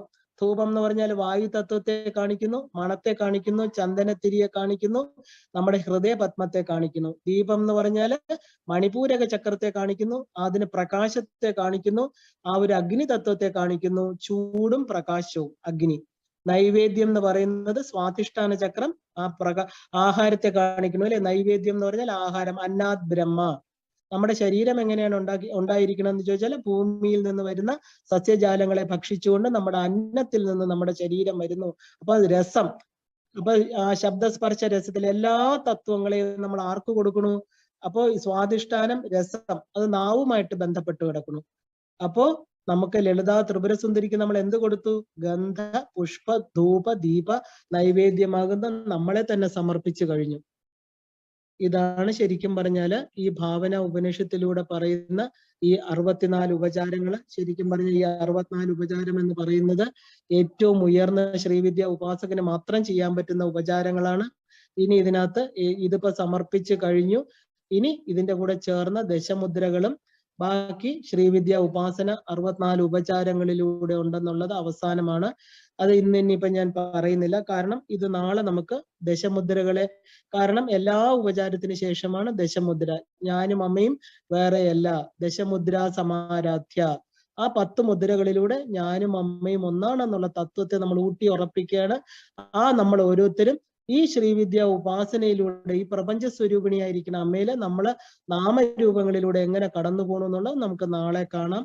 ഇന്ന് നമ്മുടെ ഹൃദയ പത്മത്തിലിരിക്കുന്ന 64 ഉപചാരങ്ങളെ സ്വീകരിച്ച് സന്തോഷത്തോടുകൂടി ആനന്ദ ഉല്ലാസത്തോടുകൂടി ഇരിക്കുന്ന സർവാഭരണ വിഭൂഷിതയായിരിക്കുന്ന ശിവ കാമേശ്വരാംഗസ്ഥയായിരിക്കുന്ന മണിദ്വീപത്തിലെ ആ പഞ്ചപ്രേത മഞ്ചത്തിലിരിക്കുന്ന അമ്മയെ ഗുരുരൂപിണിയായിട്ട് വണങ്ങി, ഗുരുമണ്ഡലത്തെ വണങ്ങി നമ്മുടെ സമസ്തവും പൂർവ്വ പ്രാണ ബുദ്ധി ദേഹ ധർമ്മ അധികാരിത ജാഗ്രത് സ്വപ്ന സുഷുപ്തി അവസ്ഥാസു മനസ വാച കർമ്മണ ഹസ്താഭ്യാം പദാഭ്യാം ഉദരേണ ശിശിന യത് കൃതം യദുക്തം യത് സ്മൃതം തത് സർവം ലളിതാർപ്പണമസ്തു. സകലതും അമ്മയുടെ പാദപത്മങ്ങളെ സമർപ്പിച്ചുകൊണ്ട് നമുക്ക് ഇന്ന് ഇവിടെ നിർത്താം. ബാക്കി നാളെ കാണാം. എല്ലാവർക്കും ശ്രീമാത്രേ നമഃ.